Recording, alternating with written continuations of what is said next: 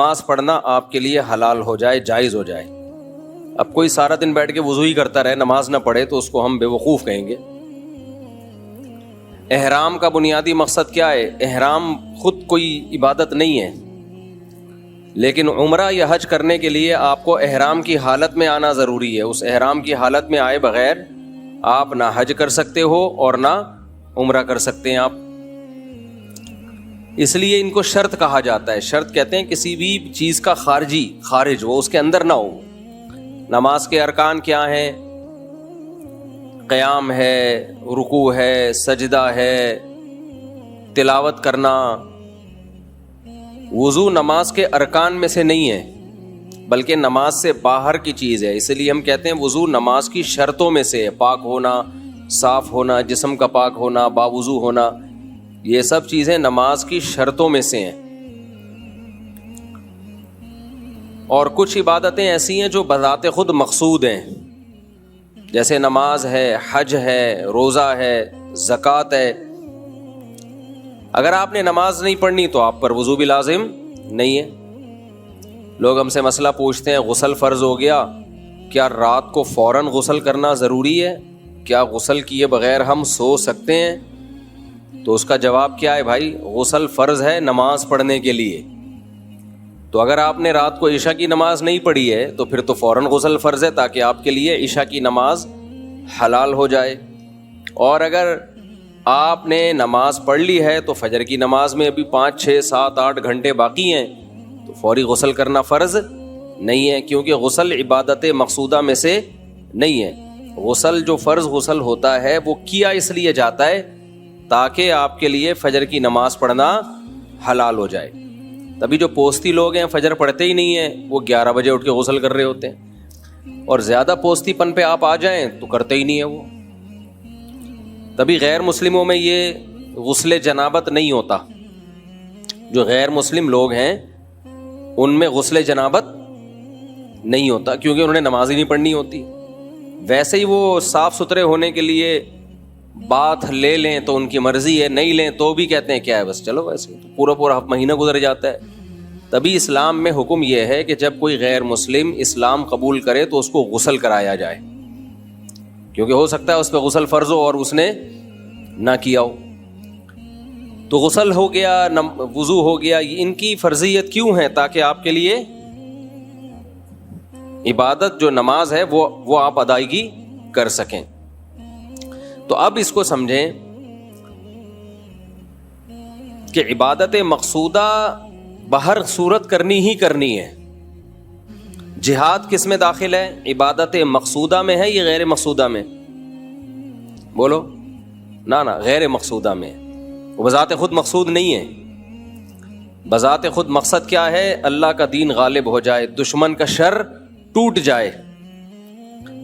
تو اگر دشمن کا شر ویسے ہی ٹوٹ گیا، صلح ہو گئی اور دشمن نے ہتھیار ڈال دیے، تو شریعت بلا وجہ لڑائی کا حکم نہیں دیتی، بلکہ جہاد کے بارے میں جب ہم اصول فقہ کی کتابیں پڑھتے ہیں تو اس میں لکھا ہوا ہے کہ جہاد بذات خود، یعنی اول نظر میں دیکھا جائے، اول نظر میں، میرے اتنے سے بیان کو کلپ کاٹ کے نہ کوئی بنا دے، اتنی سی بات کو نہ چلا دیتے ہیں لوگ، پوری بات نہیں کر رہے ہوتے۔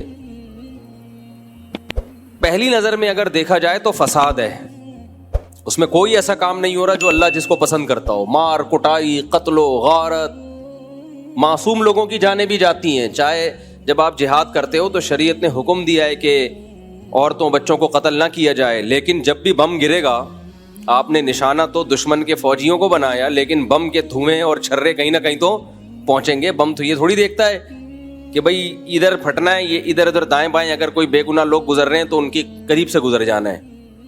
غریبی میں 2-4 معصوم لوگ بھی مر جاتے ہیں اس سے، تو انسانیت قتل ہوتی ہے، اس میں لوگ معذور ہو جاتے ہیں، گھر اجڑ جاتے ہیں۔ تو اس لیے علماء جو اصول فقہ کی کتابیں جنہوں نے صدیوں پہلے لکھی ہیں وہ کہتے ہیں جہاد میں تو خون خرابہ ہے اور اللہ کو زمین میں فساد پسند نہیں ہے، کسی بھی درجے میں پسند نہیں ہے، لیکن یہی جہاد بہت بڑی عبادت ہے جب فساد ختم کرنے کے لیے ہو، جب فساد ختم کرنے کے لیے۔ کیوں؟ وجہ اس کی یہ کہ اگر یہ جہاد نہیں ہوگا تو خون خرابہ رکے گا تھوڑی, اس سے بڑا خون خرابہ ہوگا. ابھی قریب میں اس کی مثال ہے, انہوں نے فائرنگ شروع کر دی, پڑوسیوں نے میزائل داغنا شروع کر دیے. ہم اگر کہتے بھائی جہاد تو فساد ہے, ہم اگر بم برسائیں گے ماریں گے تو یہ نہ ہو جائے وہ نہ ہو جائے, تو بہتر یہی ہے کہ کچھ نہ کیا جائے, تو ادھر کچھ ہو نہ ہو. ہم اب تک اس دنیا کی مارکیٹ سے شارٹ ہو چکے ہوتے.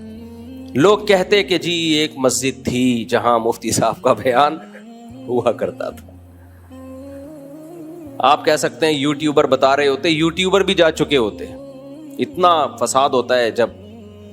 اس لیے جہاد عبادت غیر مقصودہ ہے, مقصودہ نہیں ہے, لیکن ہے بہت بڑی عبادت. جب فرض ہو جائے تو بہت ثواب ہے اس میں.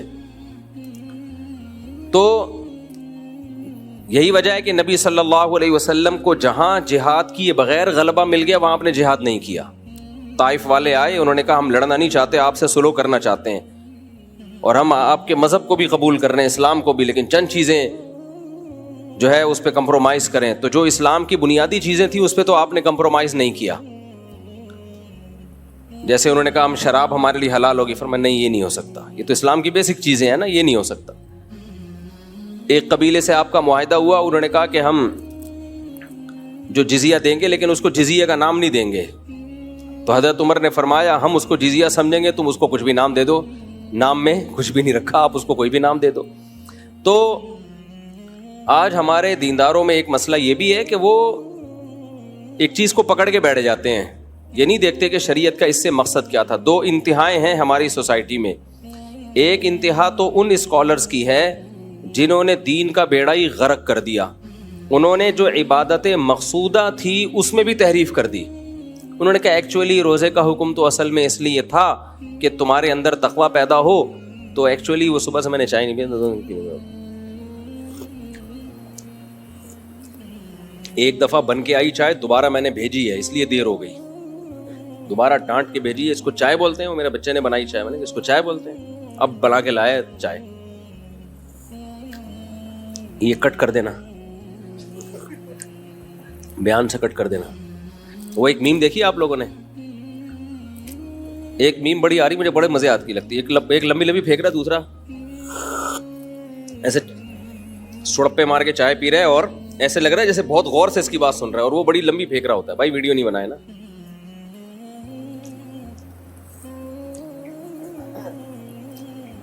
بس جزاک اللہ. تو ایک فریق نے تو کیا کیا, جو عبادت مقصودہ تھی نا اس کا بھی انکار کر دیا. ایک فرقہ ہے وہ نماز کا منکر ہے, وہ کہتے ہیں نماز ہے ہی نہیں اسلام میں. ایکچولی وہ تو اس لیے تھی, منکرین حدیث بھی بہت سے نماز کا انکار کر دیتے ہیں. کہتے ہیں بھائی نماز کا جو بنیادی مقصد تھا وہ تو گیدرنگ تھی اور بے حیائی سے تمہاری جان چھوٹ جائے. ان الصلاۃ تنہی عن الفحشاء والمنکر, نماز بے حیائی سے روکتی ہے. اور یہ تو اب نماز روک ہی نہیں رہی ہے تو اب نماز پڑھنے کی ضرورت ہے ہی نہیں. تو یہ بالکل غلط دلیل ہے بھائی. نماز عبادت مقصودہ میں سے ہے, یہ خود مقصود ہے. یہ خود کیا ہے, مقصد ہے. آپ کو نماز بے حیائی سے روکے نہیں روکے, آپ نے پڑھنی ہی پڑھنی ہے. رمضان کا روزہ آپ نے ہر صورت میں رکھنا ہے, چاہے وہ رمضان کا روزہ آپ کے اندر تقویٰ پیدا کرے یا نہ کرے. روزے کی حکمت اللہ نے کیا بیان کی ہے, تقویٰ. لعلکم تتقون, تاکہ تمہارے اندر تقویٰ پیدا ہو. کیا ہو رہا ہے پیدا؟ کتنے لوگ ہیں رمضان میں بھی ٹھگ رہے ہوتے ہیں لوگوں کو, فلمیں دیکھ کے ٹائم پاس کر رہے ہوتے ہیں روزے میں, تو تقویٰ تو پیدا ہی نہیں ہو رہا. تو ان کو کیا کہا جائے گا, روزہ چھوڑ دیں وہ؟ نہ بالکل نہیں, روزہ پھر بھی رکھنا پڑے گا. نماز کا بنیادی مقصد ہے اللہ سے تعلق کیا ہو جائے آپ کا مضبوط. بہت سے لوگوں کا نہیں مضبوط ہو رہا ہوتا نماز سے تعلق, پھر بھی نماز چھوڑنے کی ان کو اجازت نہیں ہے, کیونکہ یہ عبادت مقصودہ میں سے خود مقصود ہے, اس کو کرنا ہے آپ نے ہر صورت میں. تو کچھ لوگوں نے کیا کیا, انہوں نے کہا کہ چونکہ نماز سے مقصد حاصل نہیں ہو رہا لہذا نماز پڑھنے کا کیا فائدہ. ایسے لوگ یہ تانے دیتے ہیں کہ تمہیں ایسی نماز کا کیا فائدہ جو تمہیں جھوٹ سے نہ بچا سکے. چھوڑو, اس سے تو وہ انگریز ہی اچھے ہیں جو نماز نہیں پڑھتے, سچ تو بولتے ہیں نا کم از کم. ایسی نماز سے کیا فائدہ جو تمہیں کرپشن سے نہیں روک سکتی. اس سے بہتر تو وہ ایماندار آدمی ہے جو نماز نہیں پڑھتا لیکن بے ایمانی نہیں کرتا. نا نا نا نا, یہ جملہ زبان سے مت نکالا کرو. بے ایمانی کرنا الگ جرم ہے, نماز چھوڑنا الگ جرم ہے. اسلام سے پتہ چلتا ہے کہ نماز قضا کرنا بے ایمانی سے بڑا جرم ہے اللہ کی نظر میں. نماز قضا کرنا اللہ کی نظر میں بے ایمانی سے, بول لینا یا سب کو چائے پلاؤں کیا تب ایکٹیو ہوں گے کیا؟ ہاں تو آپ ایسے سس سے لگ رہے ہو یار. تو اتنا تھوڑی ہے کہ میں نے پیے تو اب میں سب کو پلاؤں بیٹھ گیا, کبھی پلا بھی دیں گے انشاءاللہ. تو نماز چھوڑنا اللہ کی نظر میں یہ زیادہ بڑا جرم ہے, کرپشن بھی بڑا جرم ہے. تو وجہ کیا ہے؟ ہم نے انسانوں سے پوچھا ہے کہ صحیح کیا ہے غلط کیا ہے. قرآن سے آپ پوچھو تو قرآن جتنا فوکس نماز کو کرتا ہے اتنا کسی چیز کو نہیں کرتا. کیوں فوکس کرتا ہے نماز کو؟ اللہ کہتے ہیں پہلے مجھے تو مانو, اور تم مجھے مانتے ہو اس کا ثبوت پیش کرو.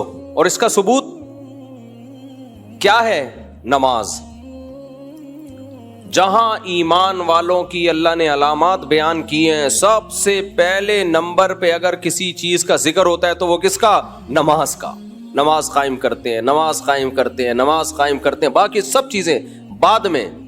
معاہدوں کی پابندی کرتے ہیں, یہ بھی اگلے نمبر پہ بیان کیا اللہ نے. ایگریمنٹ کو پورا کرتے ہیں, وعدوں کو پورا کرتے ہیں, سچ بولتے ہیں. سب علامتیں بعد میں بیان ہوتی ہیں. اللہ کی نظر میں جب اللہ ایمان والوں کی علامتیں ذکر کرتے ہیں ان میں سب سے پہلے کس کو بیان کرتے ہیں؟ نماز کو. میاں ایک اشکال ہوگا, بھائی یہ کیا بات ہے, اللہ تعالیٰ نماز کو زیادہ فوکس کر رہے ہیں, بھلے لوگوں کو ٹوپیاں کراتے رہو, جھوٹ بولتے رہو. یہ وجہ نہیں ہے کہ اللہ کو جھوٹ سے نفرت نہیں ہے. قرآن میں آتا ہے لعنت اللہ علی الکاذبین, جھوٹ بولنے والوں پر اللہ کی لعنت. اصل میں اللہ نے نماز کو سب سے زیادہ فوکس اس لیے کیا ہے کہ ہم کسی چیز میں اچھائی اور برائی کا جو کرائیٹیریا اور معیار ہے نا ہمارا, وہ ڈیفرنٹ ہے, اور اللہ کا معیار ہم سے بولو ڈیفرنٹ. جیسے کوئی بھی شخص بات کر رہا ہوں نا, ہم کہتے ہیں یار اس میں میرا جو کیا ہے وہ اوپینین ہے نا وہ تھوڑا سا ڈفرینٹ ہے, میں ذرا ڈفرینٹ اینگل سے دیکھتا ہوں, میں تھوڑا مختلف زاویے سے چیزوں کو دیکھتا ہوں. مجھے آج پتا چلا کامران مسیح تو پائلٹ ہی نہیں ہے. اگرچہ بیان سے ہٹ کے ایک بات ہے, آج پتا چلا کامران مسیح تو, میں تو جانے والا تھا اس کے گھر. آپ کو حیرانگی ہو رہی ہے؟ وہ تو نیویگیٹر ہے ایئر فورس میں, اچھی بات ہے, یعنی چلو ایئر فورس میں کوئی نہ کوئی اس کی خدمات ہیں, لیکن وہ تو پائلٹ ہی نہیں ہے. اچھا مجھے یہ اس لیے پائلٹ ہی نہیں ہے بھائی, وہ نہ جہاز کا پائلٹ ہی نہیں ہے. اچھا آدمی ہے, ہمیں اس سے وہ نہیں, چلو ایئر فورس میں ہونا بھی ہمارے لیے فخر کی بات ہے, ایئر فورس میں ہے بس اتنا بھی کافی ہے. مقصد کسی کو حوصلہ شکنی کسی کی کرنا نہیں. مجھے یہ اشکال اس لیے ہوا, میں نے کہا یار ایک ہی پائلٹ تھا, باقی ہم تو سنے 40 جہاز اڑے تھے. یہ جو فائٹ ہوئی ہے نا اس کو ڈاگ فائٹ کہا جاتا ہے نا. دیکھو کتا کیسے لڑتا ہے, وہ مہمان اپنے جو گھر یار یہ ٹاپک چینج ہو جائے گا, اس کو نماز کے بعد سوال جواب کے سیشن میں اس کو نمٹائیں گے ہم اس مسئلے کو, ورنہ یہ سارا بیان میرا جنگ پہ چلا جائے گا پھر. تو لیکن بہرحال آج مجھے پتا چلا کہ نہیں, میں نے جو رپورٹیں طلب کی ہیں وہ بالکل, میں یوٹیوب کی رپورٹ نہیں پیش کر رہا, میرے پاس بھی 2 رپورٹیں ہیں. بیویاں 4 ہیں لیکن رپورٹیں 2 ہیں. تو اچھا خیر, یہ تو پھر ٹاپک چلتا رہے گا زندگی بھر. ابھی تو میں یہ عرض کر رہا تھا کہ ہم جب دیکھتے ہیں کسی چیز کے اچھائی اور برائی کو تو ایک ڈیفرنٹ اینگل سے دیکھتے ہیں. اللہ میاں جو دیکھتے ہیں وہ ڈیفرنٹ اینگل سے, بلکہ ہر شخص کا اینگل کسی کو دیکھنے کا دوسرے سے ڈیفرنٹ ہی ہوتا ہے. کبھی بھی ایسا نہیں ہوتا کہ ہر شخص کے پاس ایک ہی ترازو ہو لوگوں کو ناپنے کا اور لوگوں کو تولنے کا.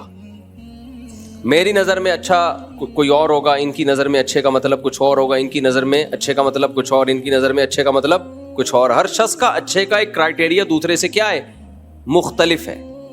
میں اکثر ایک بیان میں اکثر اس کی ایک مثال دیتا ہوں. دیکھو, ابا کی نظر میں اچھے کا مطلب کچھ اور ہے, بیوی کی نظر میں اچھے کا مطلب کچھ اور ہے, دوست کی نظر میں اچھے کا مطلب کچھ اور ہے. ابا اچھا کسے کہتے ہیں؟ جو کما کے لائے, پھر بھلے گٹکا کھائے, بھلے سینما گھر میں جا کے فلمیں دیکھتا ہو. کیا خیال ہے؟ بے شک وہ کسی کام کا نہ ہو, لیکن اگر وہ کماؤ پوت ہے, وہ میں اکثر مثال دیتا ہوں نا, ایک آدمی اپنے 3 بچوں کا تعارف کروا رہا تھا, یہ میرا بیٹا ڈاکٹر ہے, یہ پائلٹ ہے, یہ چور ہے. تو کسی نے کہا اس کو گھر سے نکال کیوں نہیں دیتے؟ کہتے کماتا صرف یہی ہے, اس لیے گھر سے نہیں نکالتا میں اس کو. تو بیوی کی نظر میں اچھے کا مطلب یہ ہے کہ میرے سارے حقوق ادا کرے, میری ساس کو 1 روپیہ بھی نہ دے, بہنوں کو بھی نہ پوچھے. ان بیویوں کی بات کر رہا ہوں جو بیان کے نہیں سن رہی ہیں, ان خواتین کی. وہ خواتین جو کسی کی بیوی ہیں اور بیان میرا نہیں سن رہی, ان کی بات کر رہا ہوں. ان کی نظر میں معیار یہ کہ ساری آمدن ہمیں لا کے دے. ماں کی نظر میں اچھا وہ ہے جو بیوی پہ 1 روپے بھی خرچ نہ کرے, اور سب کس کی جھولی میں لا کے ڈال دے؟ ماں کی جھولی. بیگم کو بالکل لفٹ نہ کرائے. تو ہر شخص کا اپنا ایک معیار ہے نا. تو کیا اللہ کو یہ حق نہیں ہے کہ اس کا بھی ایک معیار ہو اچھائی اور برائی کو متعین کرنے کا اور تولنے کا, کہ کون اچھا ہے اور کتنا اچھا ہے, اور کون برا ہے اور کتنا برا ہے. اب انسانوں کی نظر میں اچھا وہ ہے جو انسانیت کی خدمت کرے, لوگوں کو کھلائے پلائے. تبھی ہم دیکھو جو ہم سے اچھے اخلاق سے بات کرتا ہے اور ہماری خدمت کرتا ہے. اور بٹیر کا آج لائیں آپ سالن, جو بٹیر کا شوربے والا ہے نا, ہیں شوربے والا ہے نا, اللہ جزائے خیر. تو یہ میری دعوت کر رہے تھے, میں نے کہا ادھر ہی لے آئے یار. تو انہوں نے کہا بٹیر کا کھانا ہے, پھر میں نے سارے بولے شوربے والا. گوشت شوربے والا مزے کا لگتا ہے, اس میں جو روٹی ڈبو کے کھانے کا مزہ ہے نا, اس کا اپنا ہی مزہ ہے. کیا خیال ہے؟ ہضم جلدی ہوتا ہے. حکیم لوگ بولتے ہیں, حکیم لوگ, کہ شوربے والی چیزیں کھایا کرو, اس سے انسان کم بیمار ہوتا ہے, لذت بھی اس میں زیادہ ہے. جو فاسٹ فوڈ آ گیا نا ہمارے یہاں, اب وہ کیٹو ڈائٹ پر ہو ایک الگ بات ہے. وہ ڈاکٹروں نے آج کل ایک کیٹو ڈائٹ لائی ہوئے ہیں کہ وہ صرف پروٹین لو. ہم تو نارمل لوگ ہیں بھائی, ہم نارمل خوراک کھانے والے لوگ ہیں. تو آج کل ڈاکٹروں نے کیٹو ڈائٹ کے نام سے ایک ڈائٹ پلان دیا ہوا ہے لوگوں کو کہ بالکل کارب کو آپ تقریباً 0 کر دیں اور خالی گوشت کھایا کریں. کھائیں آپ, ڈاکٹروں کی آپ عمل کریں. ہم تو جو صدیوں سے باپ دادا کھاتے آ رہے ہیں, اللہ کا شکر ہے, ہم وہی اچھا لگتا ہے.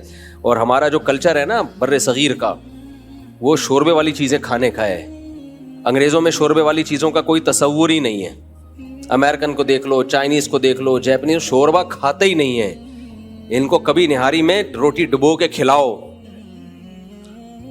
جو ہضم بھی آسانی سے ہوتا ہے وہ کھانا, باڈی کو لگتا بھی ہے, مزہ بھی آتا ہے, پھر مزے کی نیند بھی آتی ہے. اور حکیموں کے بقول بیمار بھی کم ہوتا ہے آدمی. اب ڈاکٹر اس رائے سے اتفاق کرے نہ کرے مجھے نہیں پتا, لیکن میرا تجربہ بھی ہے.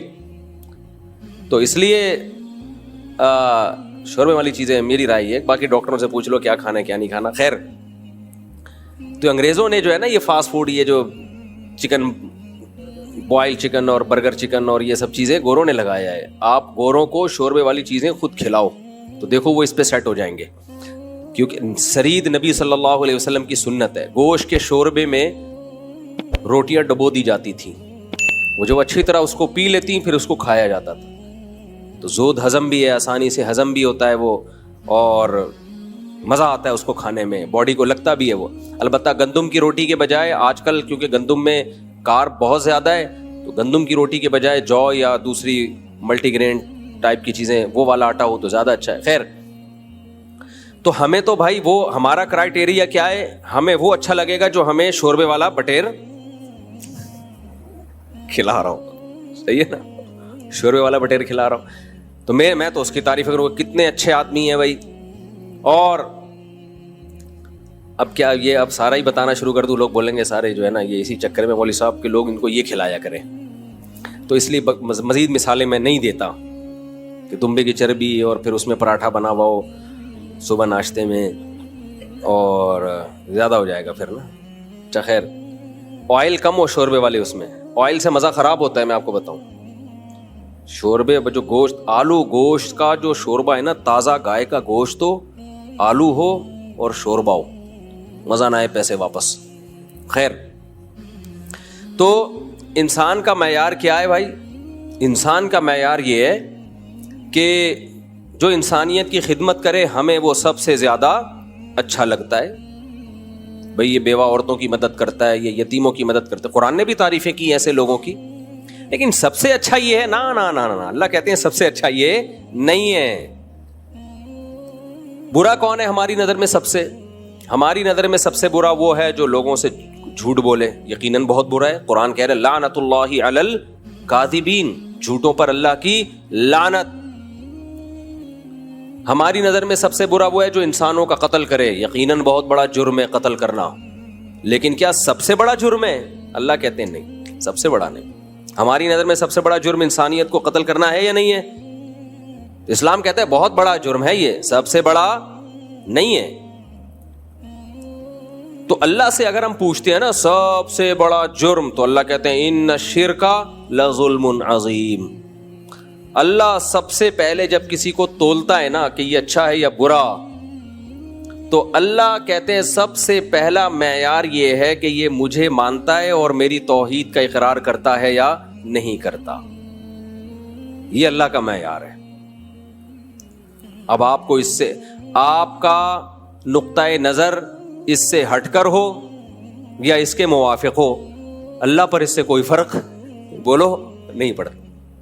آپ اگر کہتے ہو میری یہ سمجھ میں نہیں آتا کہ کیوں بھائی ایک آدمی نے 10 انسانوں کو قتل کر دیا، لیکن وہ توحید پرست تھا، وہ مسلمان تھا، وہ اگرچہ جہنم میں جائے گا، بہت لمبی سزا ملے گی اس کو، لیکن بالآخر جنت سے نکل جائے گا. لیکن ایک آدمی نے ساری زندگی انسانیت کی خدمت کی، لیکن وہ مشرک ہے، اللہ کے ساتھ دوسرے جھوٹے خداؤں کو شریک کرتا ہے، تو وہ کبھی بھی جہنم سے نہیں نکلے گا. ہمیں اس پر اشکال ہو سکتا ہے، آپ کو اشکال ہو سکتا ہے، غیر مسلم کو اشکال ہو سکتا ہے. تو اللہ جواب میں کیا کہے گا؟ بھائی تمہارا اشکال اپنی جگہ، جنت بھی میں نے بنائی، جہنم بھی میں نے بنائی، لیکن میں تمہارے جذبات سے متاثر نہیں ہوں. تو اسلام پتہ ہے ہمیں کیا کہتا ہے؟ ہمارا قبلہ درست کرتا ہے کہ اچھائی اور برائی کا معیار تم خود متعین مت کرو. اچھے اور برے، کون سی برائی کس درجے کی ہے، کون سی اچھائی کس درجے کی ہے، یہ کون متعین کرے گا؟ یہ میں بتاؤں گا. مشرکین مکہ کیا کرتے تھے؟ صحابہ کرام کو انہوں نے مکہ سے نکال دیا اور مکہ سے دربدر کر دیا. اس کے بعد صحابہ کرام کو پھر جب جہاد کا، پھر ان پہ حملے بھی کرتے تھے. صحابہ کرام جہاد کرتے، لڑائی کرتے اپنے آپ کو، شروع میں تو دفاعی لڑائیاں ہوئی ہیں. تو مشرکین مکہ کہتے دیکھو، حج تو ابراہیم علیہ السلام کے دور سے ہو رہا ہے نا. مشرکین مکہ کہتے دیکھو ہم کتنے نیک ہیں، ہم مسجد حرام کی تعمیر کرتے ہیں، حاجیوں کو ہم پانی پلاتے ہیں، اللہ کے گھر کے ہم رکھوالے ہیں، تم تو مدینہ میں رہتے ہو اور لڑائی کے علاوہ تمہارا کوئی کام ہے نہیں. تو اس پہ قرآن کی آیت نازل ہوئی اجعلتم سقایۃ الحاج وعمارۃ المسجد الحرام کمن آمن باللہ والیوم الآخر وجاہد فی سبیل اللہ. اللہ کہتے ہیں تم مسجد حرام میں کی تعمیر، اللہ کے گھر کی تعمیر اور حاجیوں کو پانی پلانا، یہ بھی نیکی ہے. یقیناً کیا یہ نیکی اس شخص کے برابر ہو سکتی ہے جو اللہ پر ایمان لایا اور اللہ کی راہ میں اللہ کے دین کے لیے لڑ رہا ہے، وہ جو جان دے رہا ہے؟ یعنی اللہ نے بتا دیا کہ مسجد حرام کی تعمیر کو ترازو کے ایک پلڑے میں رکھا جائے، یقیناً بہت بڑی نیکی. لیکن اللہ کے دین کی سربلندی کے لیے، مظلوموں کے دفاع کے لیے جو جان دے رہا ہے، لڑ رہا ہے، اس کا ایک جہاد دوسرے پلڑے میں رکھا جائے، تو یہ والا پلڑا جو ہے اللہ کی راہ میں لڑنے والی نیکی کا پلڑا بہت زیادہ جھک جائے گا. تو مشرکین اپنے پوائنٹ آف ویو سے، اپنے اینگل سے دیکھ رہے تھے اور اللہ ان کو اپنے اینگل سے دکھا رہا تھا. سمجھ میں نہیں آ رہی میرا خیال ہے بات؟ میرا خیال ہے نہیں آ رہی سمجھ. تو ہمارے ساتھ پتہ ہے مسئلہ کیا ہے؟ کچھ چیزوں کو ہم گوروں کے اینگل سے دیکھ رہے ہوتے ہیں، مغربی تہذیب. کچھ چیزوں کو ہم اسلام کے اینگل سے دیکھ رہے ہوتے ہیں، پھر اسلام کے اینگل میں بھی کچھ کو اہل حدیث کے اینگل سے دیکھ رہے ہوتے ہیں، کچھ کو دیوبندیوں کے اینگل سے دیکھ رہے ہوتے ہیں، کچھ کو بریلویوں کے اینگل سے دیکھ رہے ہوتے ہیں. اب مثال کے طور پر ربیع الاول میں بتیاں نہیں لگائیں تو وہ عاشق رسول نہیں ہے، اس میں ہم اس کو دیکھ رہے ہیں بریلویوں کے اینگل سے, اور عاشق رسول نہیں ہے, ایک نمبر کا فراڈی ہے. کچھ کو دیوبندیوں کے اینگل سے دیکھ رہے ہیں, کچھ کو اہل حدیثوں کے اینگل سے دیکھ رہے ہیں. رفع الیدین نہیں کرتا کسی کام کا, اب وہ کتنا ہی نیک کیوں نہ ہو, ابے یہ تو حنفی ہے, یہ تو کسی کام کا ہے ہی نہیں.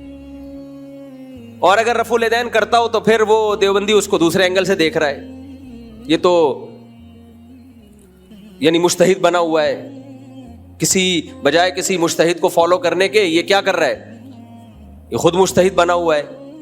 تو وہ بڑی لمبی لمبی بحثیں ہوتی ہیں. تو ہمارا جو معیار ہے نا بھائی, اس کو سائڈ پہ رکھ دو. اس کو کہاں رکھ دو؟ مجھے یاد ہے ایک دفعہ کسی نے کوئی فتویٰ دے دیا اہل حدیث کے بارے میں ہمارے مدرسے میں کہ وہ اہل سنت والجماعت سے خارج جماعت ہے, یہ ان سے شادی بیاہ جائز نہیں, ان کے پیچھے نماز پڑھنا چاہیے. ہمارے استاذ نے ایسے کراس لگا دیا اس کے اوپر, ٹھیک ہے نا, کاٹ دیا اس کو, اور فتویٰ لکھ دیا کہ بھائی اگر کوئی اہل حدیث متشدد نہیں ہے, اسلاف کو برا بلا نہیں کہتا, تو اس سے ہمارا اختلاف ہے ان سے چند چیزوں میں, لیکن وہ اہل سنت سے خارج نہیں ہے. یہ وہی اختلاف ہے جو اسلاف میں بھی تھے, صحابہ میں بھی تھے. بڑا نرم کر کے جواب لکھ دیا. تو جو تھے جنہوں نے وہ اتنا سخت جواب لکھا تو انہوں نے کہا نہیں اس میں تو یہ, اس میں تو یہ. انہوں نے بولا بھائی دین اپنی خواہشات کا نام نہیں ہے, جو جس کے اندر آپ کو جتنا اختلاف ہے اس کو اس سے زیادہ آپ آگے نہیں لے جا سکتے. آپ کو یہ رائٹ تھوڑی ہے کہ آپ ایک شریعت نے ایک معیار متعین, چونکہ جو اختلافی مسائل اسلاف میں ہو گئے ہیں نا, اسلاف میں جو اختلافی مسائل ہیں تو وہ اختلافی ہیں ہی اسی لیے کہ اس میں کسی ایک جانب میں بھی آپ کو شدت کی اجازت نہیں ہے. اگر ورنہ صحابہ میں اختلاف نہ ڈالتا اللہ ان مسائل میں, صحابہ میں اختلاف ڈالنا اس کی علامت ہے بھائی اس میں ایک رائے پر اڑنے کی آپ کو اجازت نہیں ہے. جب اللہ نے اختلاف ڈال دیا تو اس کا مطلب اس میں لچک رکھ دی اللہ تعالیٰ نے. اب جب اللہ نے لچک رکھی, آپ کیوں توپے لے کے چڑھ گئے ہو ایک دوسرے کے اوپر کہ نہیں جی یہی ٹھیک ہے, اس کے علاوہ باقی سب کیا ہے, سب جہنم میں جائیں گے. اس لیے میرے بھائی, تو جب اللہ کی نظر میں اللہ سب سے پہلے ہے تو پھر نماز بھی سب سے پہلے ہوگی کہ نہیں ہوگی. اب اس کا مطلب یہ نہیں کہ جھوٹ بولنا شروع کر دیں, لوگوں کو ٹوپیاں کرنا شروع کر دیں, لوگوں کے بیوقوف بنانا کہ بھئی میں نماز تو چونکہ پڑھتا ہوں تو اتنی بڑی نیکی تو کر ہی رہا ہوں. اللہ نے اس سے بڑا لفظ کیا ہوگا, لعنت اللہ علی الکاذبین, جھوٹوں پر اللہ کی لعنت. اور اللہ کہتے ہیں نماز جو صحیح طریقے سے پڑھتا ہے تو نماز اس سے جھوٹ چھڑوا دیتی ہے, بے حیائی چھڑوا دیتی ہے. جو نمازی نماز پڑھ کے بھی جھوٹ بولتے ہیں, لوگوں کے ساتھ بدسلوکی کرتے ہیں, بد اخلاقی سے پیش آتے ہیں, تو وہ نماز کی ایک فارمیلٹی پوری کر رہے ہیں, ایک فرض پورا کر رہے ہیں, نماز کو نماز سمجھ کے پڑھ نہیں رہے. کیونکہ نماز ایسا اللہ سے ریلیشن مضبوط کراتی ہے کہ پھر انسان کو ہر وقت اللہ کا دھیان رہتا ہے. اور جب اللہ کا دھیان ہر وقت رہے گا, انسان اپنے آپ کو سپیریئر سمجھے گا ہی نہیں. جب سمجھے گا ہی نہیں تو کیوں تکبر سے پیش آئے گا لوگوں کے ساتھ, وہ کیوں لوگوں کو نیچا دکھانے کی کوشش کرے گا. جو آدمی زمین پہ سر رکھ کے سبحان ربی الاعلیٰ کی صدائیں لگا سکتا ہے, زمین پر سر رکھ کے کہے گا سب سے اعلیٰ میرا رب ہے, تو وہ لوگوں کے سامنے اپنے آپ کو اعلیٰ کیوں سمجھے گا بھائی وہ. اس لیے ہم نے علماء سے ایک بات سنی ہے کہ تکبر ہمیشہ احمق اور بے وقوف لوگوں میں ہوتا ہے. پہلے مجھے یہ بات سمجھ میں نہیں آتی تھی, اب سمجھ میں آتی ہے کہ تکبر کس میں ہوتا ہے, انتہائی درجے کے بے وقوف اور انتہائی درجے کے احمق. کیونکہ جو عقل مند لوگ ہوتے ہیں ان کو اپنی اوقات پتہ ہوتی ہے, بے وقوف آدمی اوقات بولتا ہے ہمیشہ اپنی. عقل مند کو پتہ ہے یار ہماری کیا اوقات ہے, اگر دولت ہے ہمارے پاس چھننے میں کتنا ٹائم لگتا ہے. لیبیا کے صدر کو دیکھو, ارب پتی آدمی تھا, جب حالات چینج ہوئے کوئی کھانے کا پوچھنے والا نہیں تھا اس سے, شہزادوں کو. تو ایسے حالات چینج ہوتے ہیں انسان کے. میں نے اپنی زندگی میں بڑے بڑے دولت مند دیکھے, دولت گئی روڈ پہ آ گئے بیچارے, وہ ڈپریشن میں چلے گئے. تو عقل مند آدمی کو پتا ہے بھائی چھننے میں ٹائم نہیں لگتا, یہ صحت ہے, بیمار ہونے میں ٹائم, ایسی ایسی بیماریاں اٹیک کر جاتی ہیں, آدمی سوچتا رہ جاتا ہے. تو جب ہر وقت خطرات اتنے منڈلا رہے ہیں تو پھر اترانا, دولت پہ فخر کرنا, صحت پہ فخر کرنا, شادیوں پہ فخر کرنا, یہ سب بچکانا باتیں ہیں. یہ تو میں آپ کو ویسے ہی موٹیویٹ کرنے کے لیے 19 کی باتیں کر رہا ہوتا ہوں. تو لیکن کوئی چیز فخر کرنے کے قابل نہیں ہے بھائی. حضرت حکیم الامہ مولانا شرف علی تھانوی رحمہ اللہ نے کس کی بڑی پیاری مثال دی ہے. انہوں نے فرمایا دیکھو کوئی ایک آفیسر بیٹھا ہوا ہو اور ماتحتوں کے سامنے بڑی شو مار رہا ہو, اور میں یہ ہوں. بڑا آفیسر آتا ہے تو اس کی اپنی حیثیت 2 ٹکے کی نہیں رہتی. یہ خود یس سر جی سر جی سر, ان کی مثال کو میں اپنے الفاظ میں بیان کر رہا ہوں. یہ خود کیا شروع کر دیتا ہے, یس سر جی سر, یس سر جی سر. اب بڑے آفیسر کے سامنے یہ پھوپھا نہیں ظاہر کرتا ہے, یہ تمہاری ایسی کی تیسی, وہ بھائی وہ بڑے آ گئے, وہ اب ہمارے باپ ہیں. وہ کون ہے؟ اب ان کی طرف توجہ کرو. تو فرمایا کہ ایمان والے کو ہر وقت احساس رہتا ہے کہ بھائی سپیریئر کون ہے؟ اللہ. تو کسی کے سامنے دھونس جمانے سے پہلے، تکبر کرنے سے پہلے دیکھتا ہے بھائی میں جو کچھ ہوں کس کی وجہ سے ہوں؟ اللہ. تو اللہ نے مجھے یہ سب کچھ بھیک میں دیا ہوا ہے. میں اتراؤں گا، تکبر کروں گا، دوسرے کو نیچا دکھاؤں گا، تو اللہ دیکھ رہا ہے بھائی وہ مجھ سے یہ نعمت چھین سکتا ہے، وہ یہ نعمت چھین سکتا ہے مجھ سے. تو اس لیے میرے بھائی اللہ تعالیٰ نے سب سے زیادہ قرآن میں جس چیز پہ زور دیا ہے وہ ہے نماز. اور نماز کا بنیادی مقصد اللہ سے ریلیشن کیا ہو جائے؟ مضبوط. تو یہ ریلیشن قائم ہوئے بغیر کام نہیں چلے گا. میرے اکثر بیانات نظریات کی اصلاح پہ ہوتے ہیں، کانسیپٹ کلیئر کرنے پر ہوتے ہیں. تو کانسیپٹ کلیئر کرنا کافی نہیں ہے، نظریہ درست ہو جانا کافی نہیں ہے. مسائل جب حل ہوں گے جب اللہ سے ریلیشن مضبوط ہوگا. اور وہ کثرت سے نماز اور خشوع و خضوع سے نماز پڑھے بغیر وہ ممکن ہے نہیں. تو اس لیے کچھ عملی زندگی پر بھی آنا چاہیے. نماز کو مضبوطی سے قائم کریں. اور دیکھو جو کام مشکل لگے نا وہ زیادہ کرنا شروع کر دو تو آسان ہو جائے گا. مشکل کام زیادہ کرو گے تو کیا ہو جائے گا؟ آسان ہو جائے گا. مثال کے طور پر BBC میں ایک ٹوٹکا آیا ہوا تھا گہری نیند کا. گرمیوں کے دنوں میں گہری نیند کا ایک ٹوٹکا تھا. BBC کی نیوز میں نے خود پڑھا. اب پتہ نہیں وہ ٹوٹکا صحیح ہے لیکن اس کی لاجک بنتی ہے.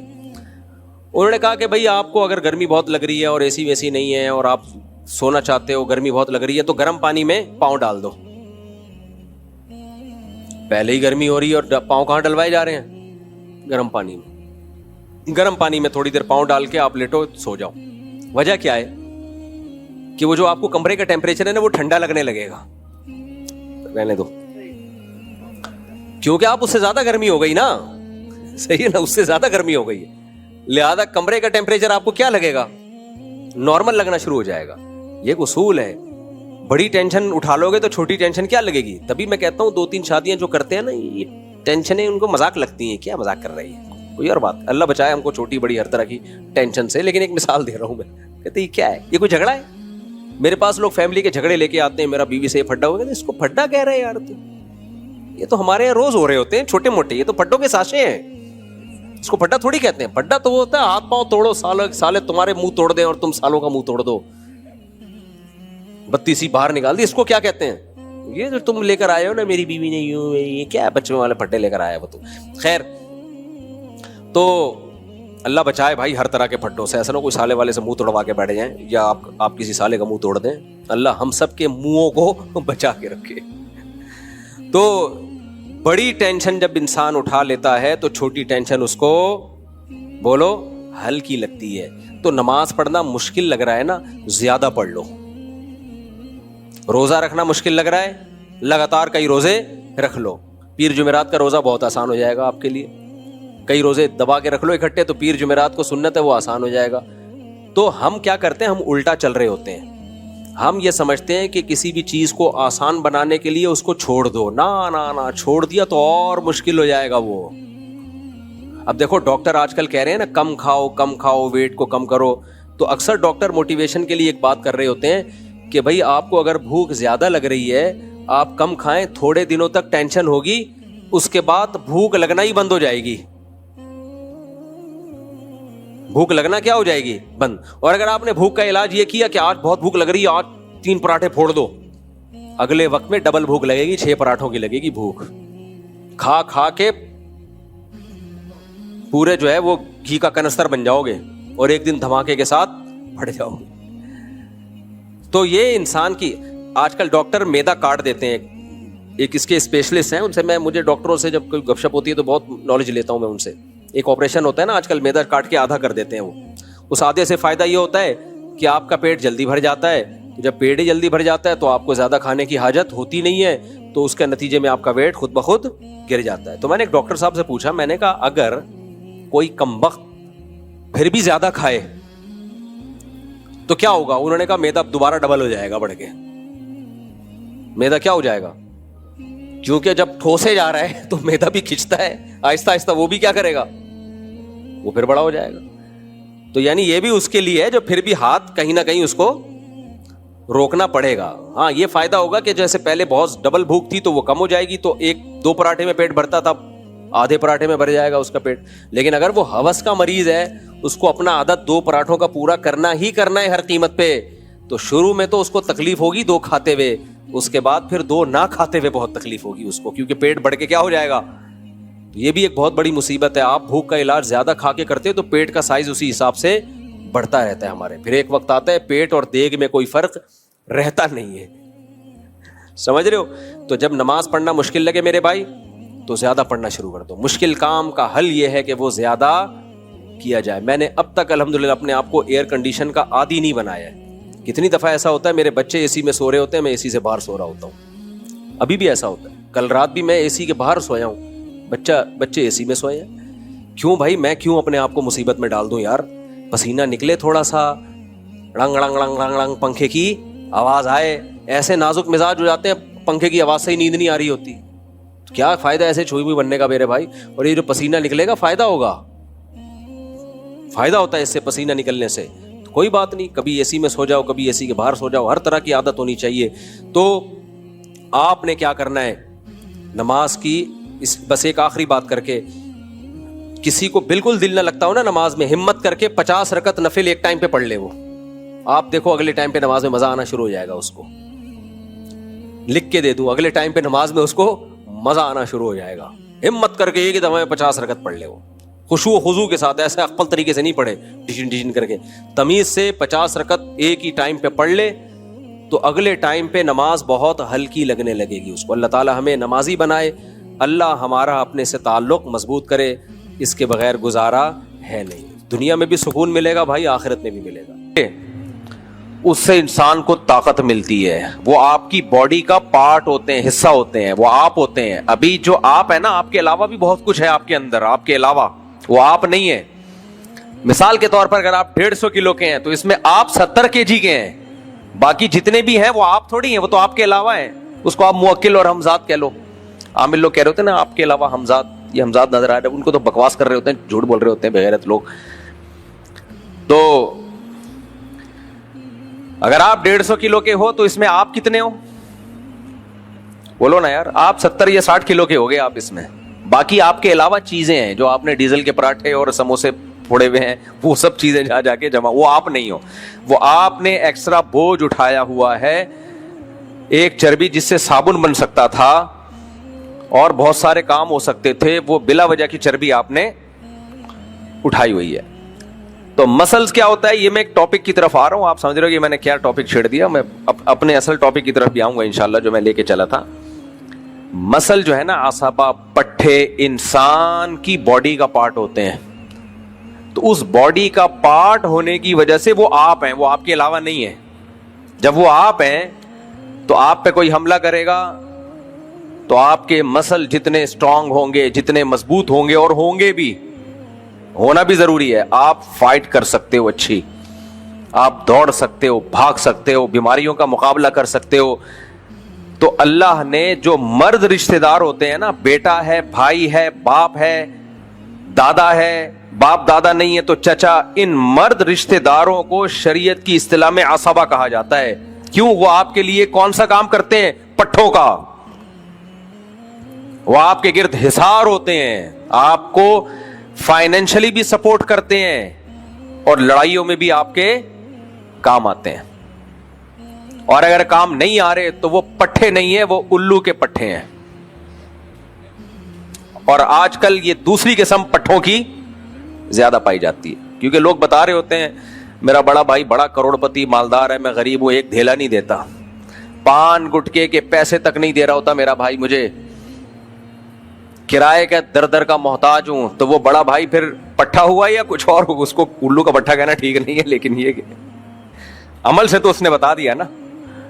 بھائی تو بھائی کے سپورٹر ہوتے ہیں, بیٹا باپ کا سپورٹر, باپ بیٹے کا سپورٹر, چچا چچا زاد بھائی.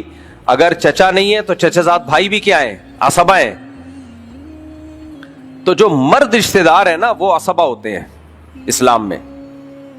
عورت ظاہر ہے بیچاری, وہ دفاع نہیں کر سکتی, لڑ نہیں سکتی, اور شریعت میں اس کو کمانے کا بھی نہیں ہے, وہ تو کھائے گی, وہ اس کو تو حکم یہ ہے کہ کھلاؤ. تو سپورٹ جو کرنے والے ہوتے ہیں کون ہوتے ہیں؟ عصبہ. تو اسی لیے شریعت نے حکم یہ دیا ہے کہ وراثت کا حصہ ذویل فروز یعنی جو قریبی رشتے جو جن کے حصے اللہ نے متعین کر دیے ان کو دینے کے بعد جو بچے گا وہ سارا کہاں جائے گا؟ عصبہ کے پاس جائے گا. پھر عصبہ میں اللہ نے شرط لگا دی جو قریب کا عصبہ ہے تو دور کے عصبہ کو محروم کرے گا. وہ بیٹا ہے تو باپ عصبہ نہیں بنے گا, باپ کا رشتہ زیادہ قریبی ہوتا ہے, لیکن چونکہ اس میں ایک اور چیز دیکھی گئی ہے, ضرورت باپ کو نہیں ہے, بیٹے کو ہے, کیونکہ اس باپ نے اپنی عمر گزار چکی ہے تو مقام تو اس کا بیٹے سے زیادہ ہے. لیکن وراثت میں صرف یہ نہیں دیکھا نا, ایک اور پوائنٹ بھی دیکھا ہے شریعت نے کہ آپ کے مرنے کے بعد آپ کی اولاد کے کام آئے, کیونکہ ابھی اس نے زندگی گزارنی ہے. ابا زندگی گزار چکے ہیں, ابا کی وراثت آپ کو ملے گی اور آپ کے بچوں کو ملے گی. ہاں ابا کا ایک حصہ متعین کر دیا, لیکن اگر بیٹے نہیں ہیں تو پھر عصبہ کون ہے؟ پھر باپ کے پاس جائے گا سب کچھ. باپ نہیں ہے تو دادا, دادا نہیں ہے تو چاچا, چاچا نہیں ہے تو چچا کا بیٹا. تو یہ تو خیر ایک الگ ٹاپک تھا. تو شریعت کے جو احکام ہے نا ان میں بڑی حکمتیں چھپی ہوئی ہیں اور ان سے بہت کچھ سیکھنے کو ملتا ہے. تو یہ جو عصبہ کا لفظ ہے یہ دو چیزیں بتا رہا ہے. نمبر ایک, یہ سپورٹر ہوتے ہیں, فائنینشلی بھی آپ کو سپورٹ کریں گے, اور شریعت میں ذمہ داری بھی انہی پہ ڈالی گئی ہے مالی سپورٹ کی. باہر مغربی دنیا میں نا ساری ذمہ داری لوگوں کی حکومت پر ہے. اسلام میں حکومت پہ ذمہ داری نہیں ہے. حکومت کی ذمہ داری یہ ہے وہ یہ دیکھے کہ عصبہ سپورٹ کر رہے ہیں کہ نہیں کر رہے. بھائی بھائی کے خلاف کیس کر سکتا ہے کہ میں غریب ہوں, مسکین ہوں, کچھ کھانے کو نہیں ہے, میرا بھائی میرا خیال نہیں کرتا, تو گورنمنٹ کا کام ہے وہ بھائی کو مجبور کرے کہ دو بھائی اس پہ خرچ کرو تم. تو ان ملکوں میں چونکہ ریلیشن ختم, ریلیشن کیا ہو گیا؟ ختم. تو اب کوئی سپورٹ بیوی کو سپورٹ نہیں کر رہے, بھائی بھائی کو کہاں سے سپورٹ کرے گا؟ تو اس لیے میں بار بار کہتا ہوں ایک طرف ہو جاؤ, یا تو پورے انگریز کے پٹھے بن جاؤ یا پورے اسلام کی طرف آ جاؤ. جب اسلام کی طرف آؤ گے تو اس میں پھر بچے بھی ہیں, بیوی بھی ہے اور رشتہ دار بھی ہیں, پھر ان کو سپورٹ کرنا بھی ہے, وہ خالی پیلی کے نہیں ہے وہ. پھر اگر بھائی ہے تو اس کی ذمہ داری بھائی پر ہے, باپ کی ذمہ داری اولاد پر ہے, بڑھاپے میں ماں کی ذمہ داری اولاد پر ہے. آج دیکھ لو جتنے بڑے گھرانے ہیں وہاں پر ساری ذمہ داریوں سے وہ دستبردار ہو رہے ہیں. اخلاقیات کا معیار پتہ ہے کیا بن گیا ہے؟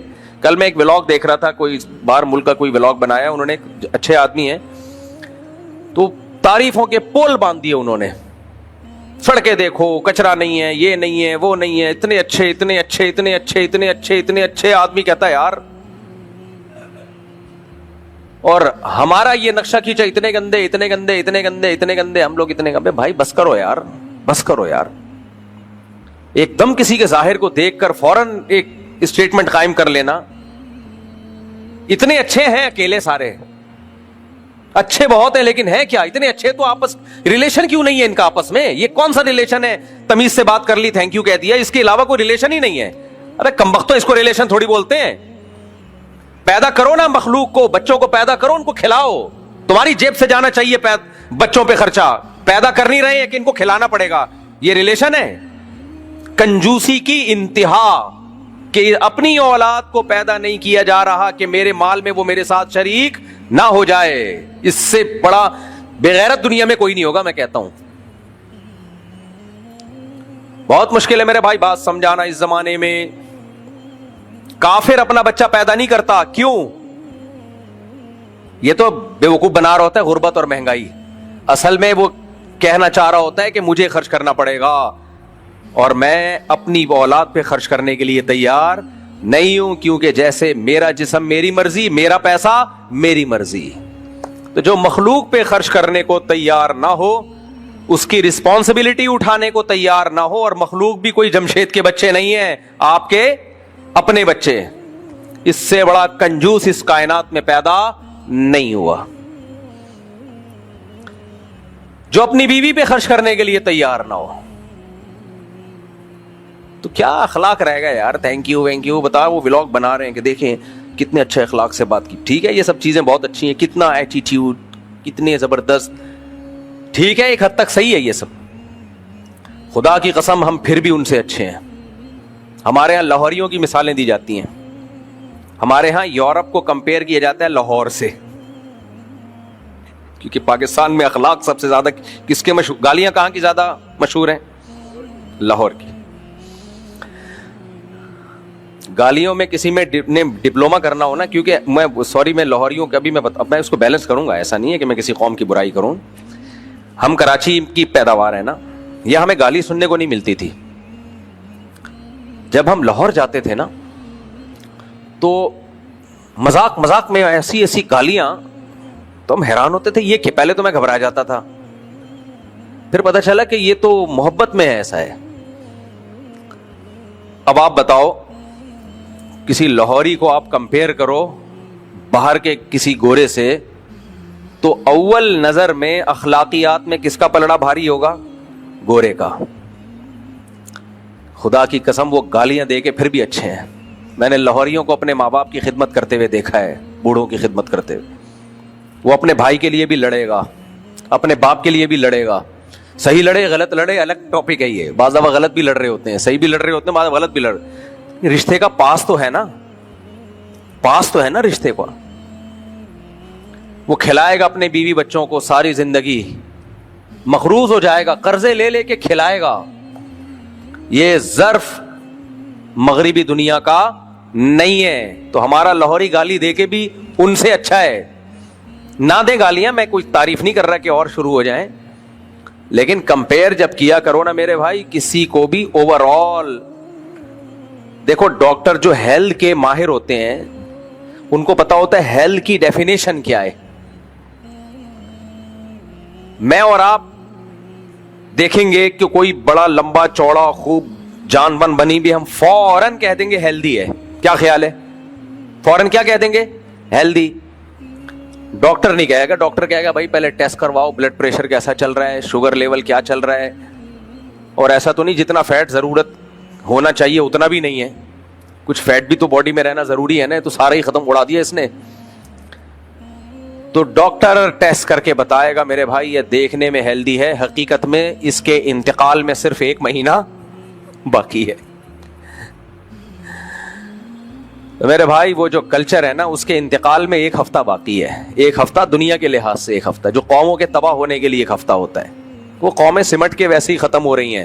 پلڑا ہمارا بھاری ہے. سمجھ میں آ رہی ہے بات؟ پلڑا ہمارا ہے. وہ تو قومیں خود اپنے آپ کو کھا گئی ہیں. وہ قومیں ختم,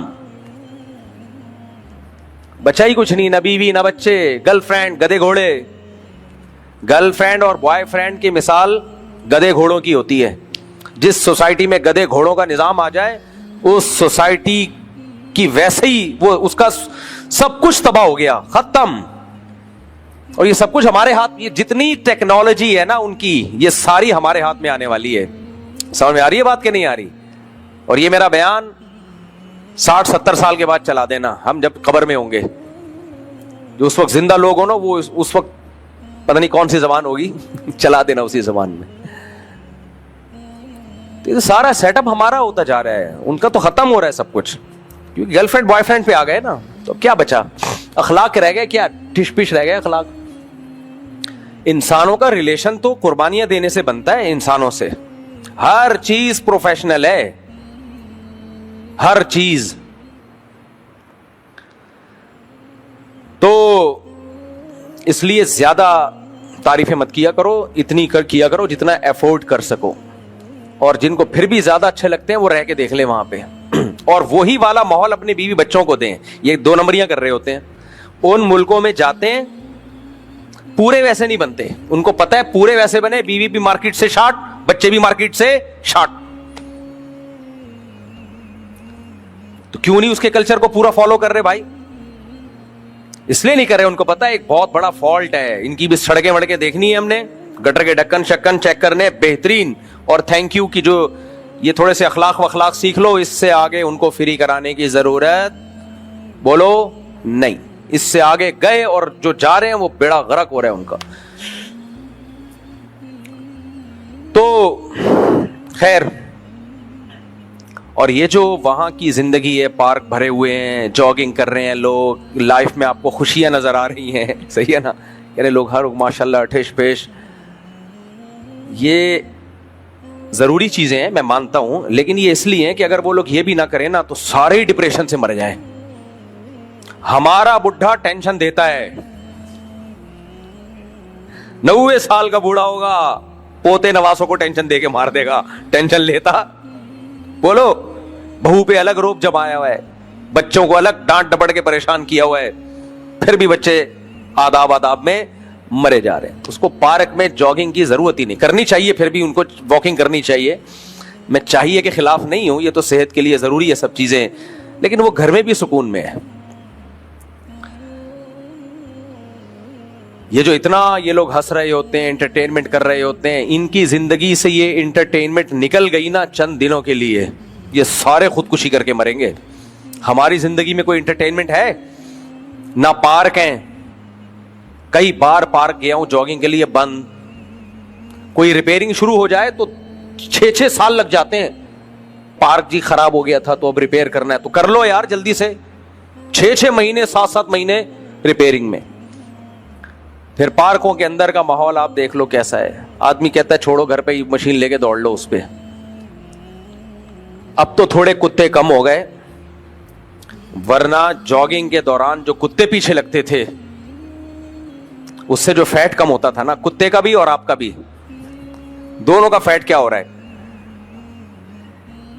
तो ये जितने मगरिबी दुनिया के लोग हैं, इनको चंद दिनों के लिए हमारे मुल्क में लाके छोड़ दो आप, और किसी मुतवस्सित इलाके में, बहुत पोश एरिया में नहीं कि आपने बहरिया टाउन में ले जाके छोड़ दिया उनको, मुतवस्सित जिसमें आम पब्लिक रहती है, खुदकुशी करके 1 हफ्ते में बोलो मर जाएगा। ये हमारा ज़र्फ है मेरे भाई। क्यों? हम शरीयत पे चलने की कोशिश करते हैं, दावा तो नहीं करते। तो अल्लाह ने बहुत सारी चीज़ों से हमें इस्लाम की वजह से बचाया हुआ है। पूरे चलें तो सुभान अल्लाह, पूरे चल नहीं रहे। तो ये तो उनको चाहिए, उनकी लाइफ में तन्हाइयां हैं, तन्हाइयां खा रही हैं, रिलेशन खत्म। स्विट्जरलैंड में हम थे तो हम 3-4 दोस्त गाड़ी में जा रहे हैं, तो मैंने कोई एक गाड़ी नहीं देखी जिसमें 2 बंदे बैठे हुए हों। बहुत ज्यादा कोई 100 में 1 गाड़ी जिसमें 2 बंदे बैठे हुए। एक साहब ने बताया कि यहां ऐसे भी गोरे मेरे दोस्त हैं जिन्होंने 10 साल से गाड़ी खरीदी हुई है और कहते हैं पिछली सीट पे अभी तक कोई भी नहीं बैठा है। नहीं आई समझ में मेरा ख्याल है। क्यों नहीं बैठा भाई? कोई है ही नहीं जिंदगी में, कोई बोलो है ही। कोई एक फ्रेंड होगा या कोई गर्लफ्रेंड का सेटअप भी खत्म है अब वहां पे। गर्लफ्रेंड के भी तो थोड़ा बहुत हराम रिलेशन होता है, लेकिन होता तो है ना, वो भी आहिस्ता आहिस्ता। क्या है, गर्लफ्रेंड का भी ऐसा है कि वो पता ही नहीं, उसकी भी होगी, हो सकता है इसकी भी गर्लफ्रेंड हो सकता है इसका भी बॉयफ्रेंड हो, पता ही नहीं यार क्या चल रहा है मार्केट में। धोखे, कोई किसी पे एतमाद नहीं। 50, 55, 60 साल के बाद जाके फिर जाके वो सोच रहे होते हैं कि चलो यार अब। तो इसलिए ज्यादा मुतासर होने की जरूरत नहीं है। रंगरलियों पे जमाने की न जाना ए दिल, ये खिजा है जो बअंदाज़े बहार आई है। तो मैं वो मसल की मिसाल दे रहा था ना, असबा की, तो मैं वो मिसाल दे रहा था कि हमारे टीचर जब हमें पढ़ाया करते थे तो एक दफा सेंटेंस एक दफा रिपीट कर लिया ज्यादा से ज्यादा, बस। अब हमें नहीं पता चल रहा यार, उस्ताद जी ने बोला ज़विल फुरूज की 2 किस्में हैं, असबा वरसा की 2 किस्में, असबा और ज़विल फुरूज। ज़विल फुरूज उनको कहते हैं जिनके हिस्स मुतय्यन हो, और असबा उन्हें कहते हैं कि जिनके हिस्स मुतय्यन ना हो, यानी जिन ज़विल फुरूज को हिस्से देने के बाद जो बचे तो जिन रिश्तेदारों को मिलता है उनको असबा कहा जाता है। बस जी खत्म। अब हम बैठे भाई वो चलेगा, क्या हो गया, क्या बोला था, लेकिन अब पता है कि दोबारा रिपीट नहीं होगा। तो वो हम ऐसा दिमाग लगा के बैठते थे कि जो अल्फाज निकल रहे हैं उसको पूरा पूरा कैच किया जाए। दिमाग पूरा हाजिर होता था। लिखने की इजाजत नहीं थी कि बैठ के लिखो इसको। उससे अजबर इतनी ज्यादा हमें हो गई, क्योंकि एक तालिब इल्म ने जो ज्यादा ज़हीन है, जिसका दिमाग ज्यादा हाजिर था, उसने पूरे अल्फाज, किसी ने आधे हो के, फिर हम बैठ के उसको रिपीट करते थे, तकरार करते थे, और हमें वो सेंटेंस अच्छी तरह से याद हो जाता था। हमें पता था कि ये दोबारा सुनने को नहीं मिलेगा भाई, दोबारा नहीं मिलेगा ये। तो सारे लेक्चर 50, 60, 70 लेक्चर ऐसे ही हुए हैं। एक और उस्ताद हमें पढ़ाते थे बड़ा जबरदस्त, जब हम तखस्सुस फिल फिक़ा में तखस्सुस यानी इफ्ता कर रहे थे। ये मैं इसलिए भी थोड़ा मिसालें दे रहा हूं ताकि जो टीचर है उनको भी पता चले ये भी एक मेथड ऑफ टीचिंग ये भी होता है। وہ ہمیں کتاب پڑھاتے, علامہ ابن عابدین رحمہ اللہ تعالیٰ کی مشہور کتاب ہے نا, جو مفتیوں کے لیے انہوں نے لکھی ہے.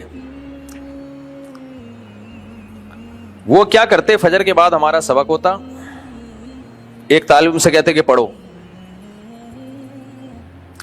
تو وہ عربی میں تھی, وہ عربی میں پڑھتا رہتا, جہاں تک تھک جاتا دوسرے سے کہتے اب تم پڑھو. دوسرا پڑھتا جہاں اسٹاپ ہوتا, چلو بھائی سبق ختم, شاباش پتلی گلی سے نکلو. تو یہ کیا ہو گیا بھائی؟ جب پہلے دن ہوا میں نے کہا واٹس گوئنگ آن, یہ کیا ہو رہا ہے بھائی؟ تو انہوں نے کہا بس ہو گیا نا سبق. نے کہا یہ کیا کیسے ہو گیا؟ انہوں نے کہا لکھا ہوا ہے نا, یہ جنہوں نے علامہ ابن عابدین نے یہ کتاب لکھی ہے تو اس لیے تو لکھی ہے تاکہ تمہیں سمجھ میں آئے. تو رات کو بیٹھ کو اس کو خود سمجھو, سمجھ میں آ رہی ہے بات, اور میری نگرانی میں اس کو پڑھ لو, بس ختم. اس کا فائدہ یہ ہوا کہ ہمیں پتا ہے کہ اب اس کتاب کو خود سمجھنا ہے, ٹیچر پہ ڈیپینڈ نہیں. آ رہی سمجھ میں؟ بول لو میرے بھائی, ٹیچر پہ ڈیپینڈ نہیں کرنا ہے. اس کا فائدہ یہ ہوتا ہے کہ کتاب سمجھنے کی صلاحیت پیدا ہونا شروع. ہمیں جس طرح سے جامعۃ الرشید نے پڑھایا ہے ان کا احسان ہمارے اوپر ہے. اس وقت ہم بہت تھوڑے طلبہ تھے, 8-10 طلبہ تھے. اس کا فائدہ یہ ہوا کہ ہم پڑھتے ہی ٹیچر بن گئے, کیونکہ کتاب کو مفتی رشید احمد صاحب رحمہ اللہ تعالی کا کہنا یہ تھا کہ کتاب ٹیچر پڑھائے گا ہی نہیں. ٹیچر کا کام ہے یہ نگرانی کرنا کہ طلبہ کتاب پڑھ رہے ہیں کہ نہیں پڑھ رہے, بس ختم. صحیح ہے؟ نہیں آ رہی میرا خیال ہے بات سمجھ میں؟ یعنی آپ نے کتاب جیسے پڑھنی ہے, جیسے حسامی ہماری اصول فقہ کی کتاب ہے, بہت ہی مشکل کتاب ہے جو درس نظامی کے طلبہ جانتے ہیں. وہ ہم نے کیسے پڑھی ہے؟ ہمارے استاذ مفتی حبیب اللہ صاحب, اللہ ان کی عمر میں برکت دے, بڑے خاندانی استاذ ہیں, ابھی وہاں اٹک میں ہوتے ہیں. تو بہت ذی استعداد تھے, یہ نہیں کہ ان کو کتاب نہیں آتی تھی, ان کو کتاب بہت ہی اچھی طریقے سے آتی تھی. ظاہر ہے بہت ذی استعداد تھے تبھی تو ان کو دی گئی نا کتاب. کیسے پڑھائی ہمیں؟ رات کو ہمیں بتا دیا کہ بھئی آپ نے یہاں سے یہاں تک کل پڑھنا نہیں ہے, پڑھانا ہے. صحیح ہے نا؟ تو ہم کیا کرتے تھے کتاب کا مطالعہ, کہ اردو شروحات دیکھنے کی اجازت نہیں تھی. آج تو دینی مدارس کے طلبہ کا جو بیڑا غرق, کبھی بیڑا غرق ہو رہا ہے, وہ اس لیے ہو رہا ہے کہ سب کتابوں کے اردو ترجمے چھپ چپے. دیکھو میڈیکل سائنس کی جو زبان پاکستان میں جو آفیشلی زبان ہے وہ اردو ہے یا انگلش ہے؟ انگلش ہے نا. اب کوئی ٹیچر وہ انگلش کی کتابیں, یا کوئی ڈاکٹر انگلش کی کتابیں اردو میں ترجمے کر کر کے رٹا لگا لگا کے یاد کر لے تو اس میں میڈیکل سائنس تو آ جائے گی اس کو کسی بھی زبان میں, لیکن ساری ریسرچ آگے کس زبان میں ہے؟ وہ تو انگلش میں ہے نا. جو ریسرچ پیپر ان کے شائع ہوتے ہیں WHO کے یا اور اداروں کے, وہ اردو میں ہے یا انگلش میں ہے؟ تو وہ تو ترقی تو رک گئی نا اس کی. وہ تو جو اس نے رٹے مار کے نوٹس یاد کیے تھے ایگزام دینے کے لیے, اس سے آگے بڑھے گا. پیناڈول کے جو فضائل اس نے پڑھے تھے بس وہی یاد رہیں گے اس کو. کوئی بھی علم جس زبان میں ہوتا ہے نا, جو اس کی اوریجنل زبان ہوتی ہے, اس زبان کو سیکھے بغیر آپ اس علم میں عبور اور مہارت حاصل نہیں کر سکتے. تبھی تو یہ جتنے آج کل اسکالرز آ رہے ہیں نا گمراہ کر رہے ہیں, کیونکہ کسی نے انگلش میں پڑھا ہے, کسی نے اردو میں پڑھا ہے, ان کو عربی نہیں آتی ہے, ترجمے تک غلط کر رہے ہوتے ہیں. لیکن عوام چونکہ ان سے بھی بڑی فارغ ہوتی ہے, اس لیے عوام سمجھتی ہے واہ یار کیا ریسرچ ہے, کیا رپورٹ ہے. جیسے عوام جو ریلائبل ڈاکٹر ہے نا, جو صحیح ڈاکٹر ہے, ان کو سمجھتے ہیں پاگل ہے. پھینکو ڈاکٹر کو عوام کیا سمجھتے ہیں؟ بولو, بولتے یار لایا ہے, یار کچھ نہیں لایا ہے. یوٹیوب پہ جتنا بڑا پھینکو ہوگا اتنا ہٹ ہوگا. کچھ ہیں بہت اچھے ڈاکٹر ہیں جو اپنی قابلیت کی وجہ سے ہٹ ہے, لیکن زیادہ تر حکیم اور ڈاکٹر جو لمبی لمبی لا کے کیا کر رہے ہیں, پھینکے جا رہے ہیں, پھینکے جا رہے ہیں, پھینکے جا رہے ہیں. یہ منجن, یہ والا قہوہ پی لو, فیٹ ایک ہفتے میں ختم. قہووں سے فیٹ ختم ہونا ہوتا, موٹاپا پوری دنیا کا مسئلہ بنا ہوا ہے اس وقت. سمجھ آ رہی ہے بات؟ یہ قہووں سے ختم ہونا ہوتا ہے نا, سارے ہینڈسم سلم اسمارٹ گھوم رہے ہوتے. یہ والا قہوہ پی لو تو اس سے یہ ہو جائے گا, یہ والا ایک لہسن کھا لو تو کولیسٹرول ہمیشہ کے لیے. ایسا نہیں ہوتا میرے بھائی. یہ جو دل کی رگیں جمتی ہیں نا, دل کی رگیں, ایک ڈاکٹر سے ہماری بات چیت ہوئی, ہم نے کہا ڈاکٹر صاحب یہ جو دل کے اٹیک ہوتے ہیں اور یہ جو دل میں وہ کیلشیم جم جاتا ہے نا رگوں میں, تو بلڈ صحیح طرح سرکولیٹ نہیں کرتا, تو لہسن کھا کے وہ ختم. اس نے کہا میرے بھائی اس پہ تیزاب کے قطرے بھی ٹپکاؤ گے وہ نہیں ہے, اس سیمنٹ سے بھی زیادہ سخت ہوتا ہے. لہسن کھا لیا کریں, فائدہ مند چیز ہے, لیکن ایسا نہیں ہے کہ آپ کو وہ بیماری ہو گئی اور لہسن کھا کے وہ دل کی بلاکیج ختم. خیر یہ ڈاکٹروں کا ٹاپک ہے, میں چھیڑتا نہیں ہوں, لیکن میں بتا رہا ہوں کہ جتنا بڑا پھینکو ہوگا پبلک میں اتنا بولو نا اتنا ہٹ ہوگا. جو صحیح ڈاکٹر ہوتے ہیں وہ چلتے ہی نہیں ہیں, بہت کم ہے جو یوٹیوب پہ چل بھی رہے ہیں لیکن صحیح بھی ہیں وہ تو, اور میں جانتا بھی ہوں ان کو, لیکن آپ کو بتاؤں گا نہیں میں. خیر تو بات کیا چل رہی تھی, جو بھی علم ہوتا ہے نا اس کی اوریجنل زبان میں ہوتا ہے تو پھر اس میں عبور حاصل ہوتا ہے. تو ہم کیا کرتے تھے, ہمیں جامعۃ الرشید میں یہ اصول بنایا ہوا تھا. اب ہمارے استاذ ہمیں حسامی پڑھاتے تھے نا, اصول فقہ کی کتاب ہے. اصول فقہ بہت مشکل فن ہے. اصول فقہ ہے کیا؟ اصول فقہ کا مطلب ہوتا ہے, یہ میں اس لیے بتا رہا ہوں تاکہ عوام کو پتہ چلے کہ دین کا علم جب تک یہ چیزیں حاصل نہیں ہوگی وہ اس وقت تک عالم نہیں بن سکتے. یہ جو آج کل ہمارے اہل حدیث بھائیوں نے کہا ہے نا قرآن حدیث میں مسئلہ آتا ہے جی, قرآن حدیث سے ہم نے بیان کیا جی. ابے قرآن و حدیث سے مسئلہ تو قرآن حدیث میں ہی ہوتا ہے, تورات انجیل میں نہیں ہوتا. لیکن قرآن اور حدیث سے مسائل کے استنباط کے کچھ اصول اور ضابطے ہیں, ان اصول اور ضابطوں کو اصول فقہ کہا جاتا ہے. فقہ یعنی جو مسائل کا باب ہے نا قرآن و سنت میں, وہ کیسے نکالا جاتا ہے, عبارت النص کیا ہے, دلالت النص کیا ہے, اشارت النص کیا ہے, اقتضاء النص کیا ہے, حدیث صحیح متواتر کے خلاف ہوگی تو اس کا کیا حکم ہے. اگر کوئی حدیث صحیح ہے لیکن عموم بلوا تھا اس زمانے میں تو سوال پیدا ہوتا ہے یہ اتنا عام مسئلہ تھا, اس کو بیان کرنے والا صرف ایک راوی کیوں ہے. بہت ساری چیزیں اس میں. راوی اگر حدیث کی خود مخالفت کر رہا ہو, ایک صحابی نے حدیث بیان کی لیکن صحابی کا فتویٰ اس حدیث کے خلاف ہے تو کیا حکم ہے. یہ سارے فقہ کے اصول ہیں جو حنفیوں کے بھی ہیں, شوافے کے بھی ہیں, امام مالک کے بھی ہیں, امام احمد بن حنبل کے بھی ہیں. ان میں بہت سارے اصول سیم ہیں, کچھ اصولوں میں اختلاف بھی ہے. یہ اصول پڑھے جاتے ہیں, ان کو کیا کہا جاتا ہے, اصول فقہ. ہمارے اہل حدیث بھائیوں کے ایسا کوئی سیٹ اپ نہیں ہے, تبھی ہر شخص کا الگ ہی قرآن و سنت ہے. ان سے پوچھو وہ قرآن حدیث کے مطابق کچھ اور بتا رہا ہوگا, ان سے پوچھو.